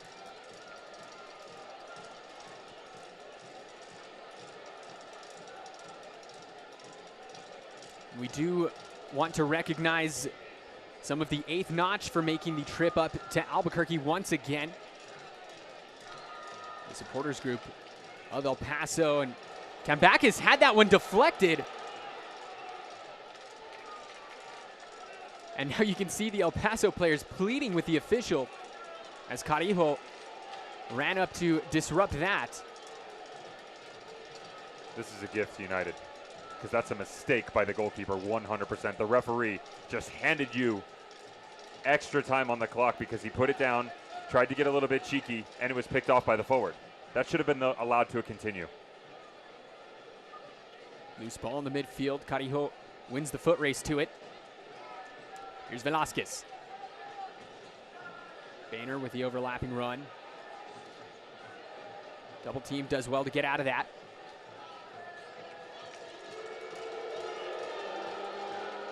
Gomez. Guzman does well to win the ball there. Guzman goes to ground.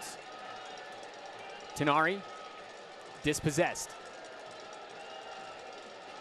Here's Velasquez.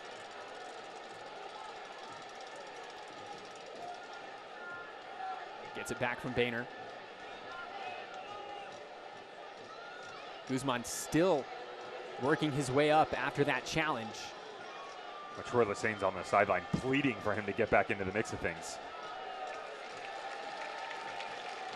There was a second half, thought Troy was going to run on the field and just pick him up. But he would love to, I'm sure. You know his boots are in the room. Just a little walk down the tunnel, trip down memory lane, and he's right back at it. Here's the last time we saw Troy Lassane run on the field. It's on pick up a yellow card. First of 2 that evening, actually, against Loudon.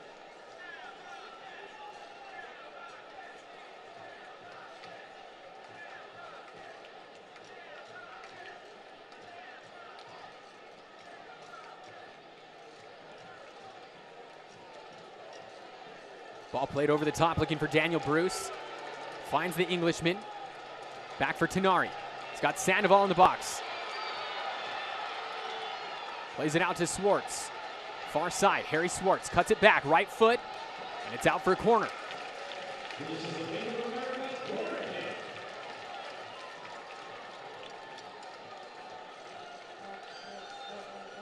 Bank of America corner kick coming up here. 2 minutes of the allotted 6 remain. Meow Wolf Night at the lab. Tyler Ortega, Chris Hurst, Devin Kerr here on the call this evening. You can see the Curse have been here in full voice this evening. Played short for Sandoval. Bruce now. Throw into Locomotive.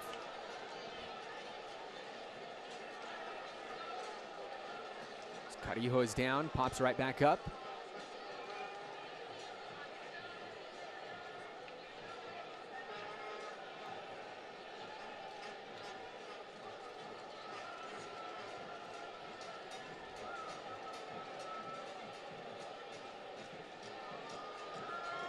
Long ball from King finds Josh Suggs. Oh, how's your touch? Poked away. Here's Solignac.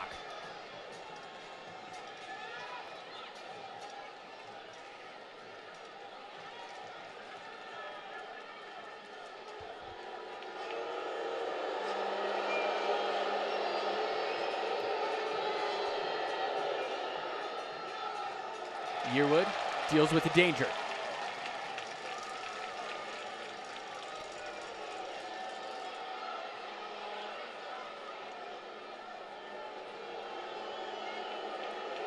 .30 seconds of stoppage time remain.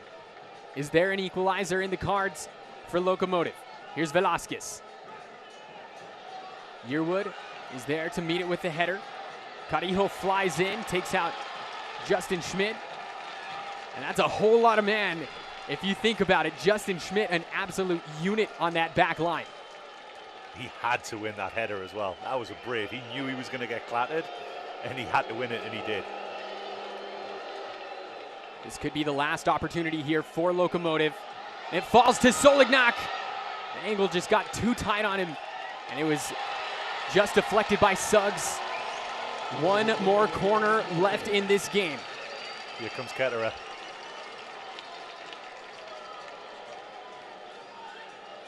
Here, Liverpool guy Devin, is there shades of Allison here? I can promise you no one from the curse wants me to answer that question. There's no way I'm making it out of the building alive if I do. Richie Ryan to deliver the corner. El Paso looking to steal a point on the road here.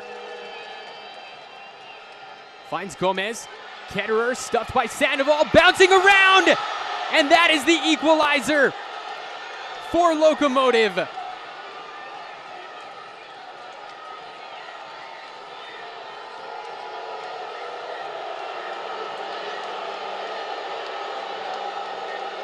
And Boehner will get a yellow card for taking off his shirt.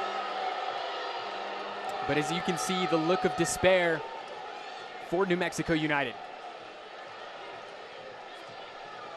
Absolutely, you can say absolute devastation. I mean, you slung it into the box and just see what happens. It was just buy a lottery ticket. Might have been a handball there. Of course it falls to Ketterer.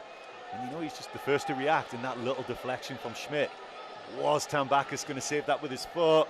But it was just absolute chaos in there. You can't blame him going for it. With an understanding that there's a resilience within this El Paso Locomotive team that they are not willing to just go quietly into the night, right? June 18th, 2-1 victory over the Monarchs. Most recently, August 4th, 2-0 victory over San Antonio. What do they have in common? Both of them, they're down to 10 men. Now, yes, I understand they have leads, but you have to sit on that and for long periods of time be able to see this game out. They had to fight their way back into this thing.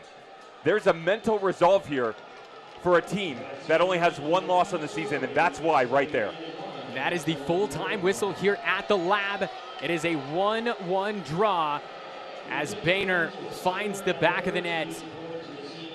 Late in stoppage time, El Paso able to steal a point here on the road in the Lab in front of 10,500 people. Chris, what's some of your takeaways from this? I mean, you can see the reaction of the New Mexico United players now. That feels like a loss. Before the game, who knows? I mean, you know, give them 1-1, maybe they would have said that would be a decent result with the run that El Paso Locomotive is on. This feels like a defeat so late in the game. They did so well to get the noses in front. Great goal to take the lead. Managed the first half really well. Second half, the red card changed the game. 100% the red card changed the game. But El Paso just kept on coming. Well, and you know, if you're Troy Lesesne, you're going to look back on this as you have two of the other three matches here against El Paso. In two of the three, you've held the lead. We saw Carijo equalize late in that first one. In the third one, it was a brace by Dylan Mayers in 2 minutes. And again, here equalizing in the 97th minute. We're going to step aside for just a moment. We'll be back to wrap things up.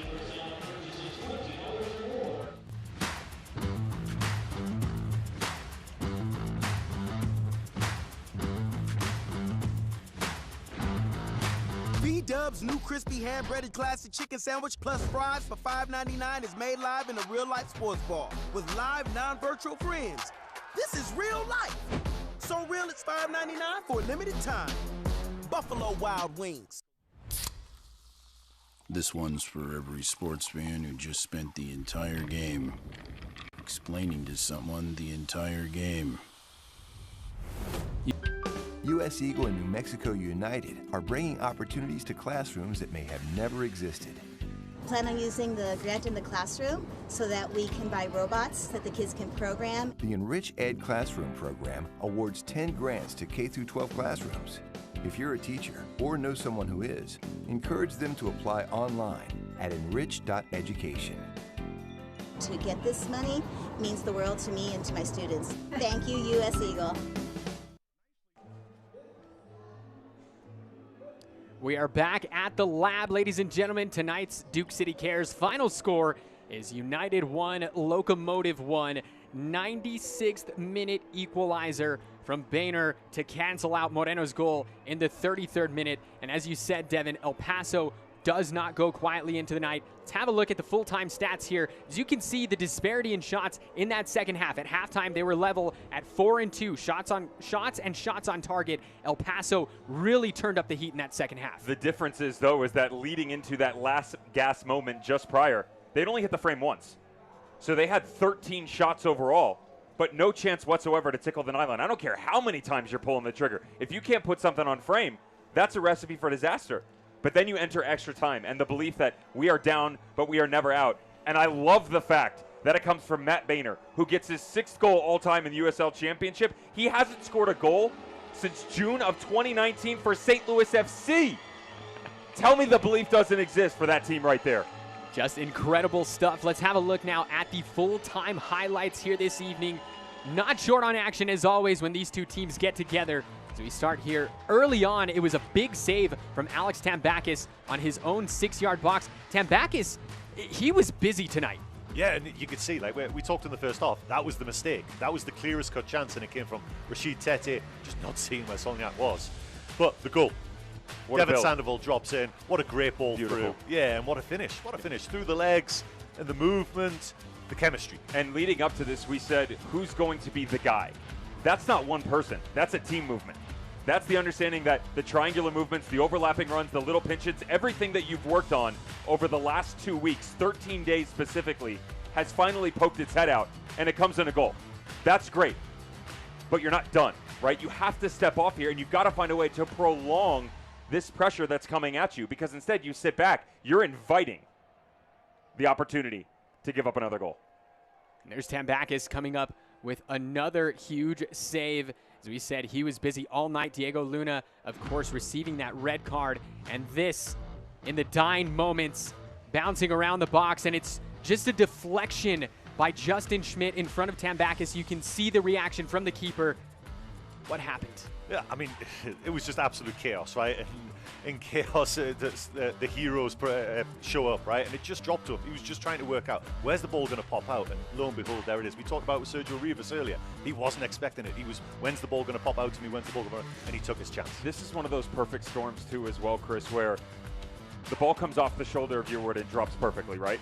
So then you've got the goalkeeper sitting right there. The tackle comes from your 9. It then pops out again.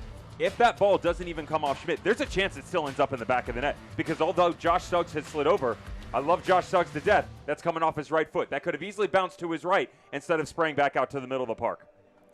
So that's going to do it for us here tonight. For everybody, Devin Kerr, thank you so much for joining us. It was a pleasure. For Chris Hurst, my name is Tyler Ortega.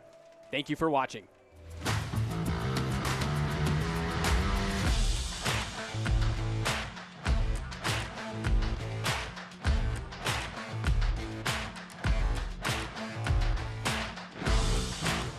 This copyrighted telecast of the United Soccer League Championship cannot be retransmitted, rebroadcast, or reproduced without the expressed written consent of the United Soccer League Championship.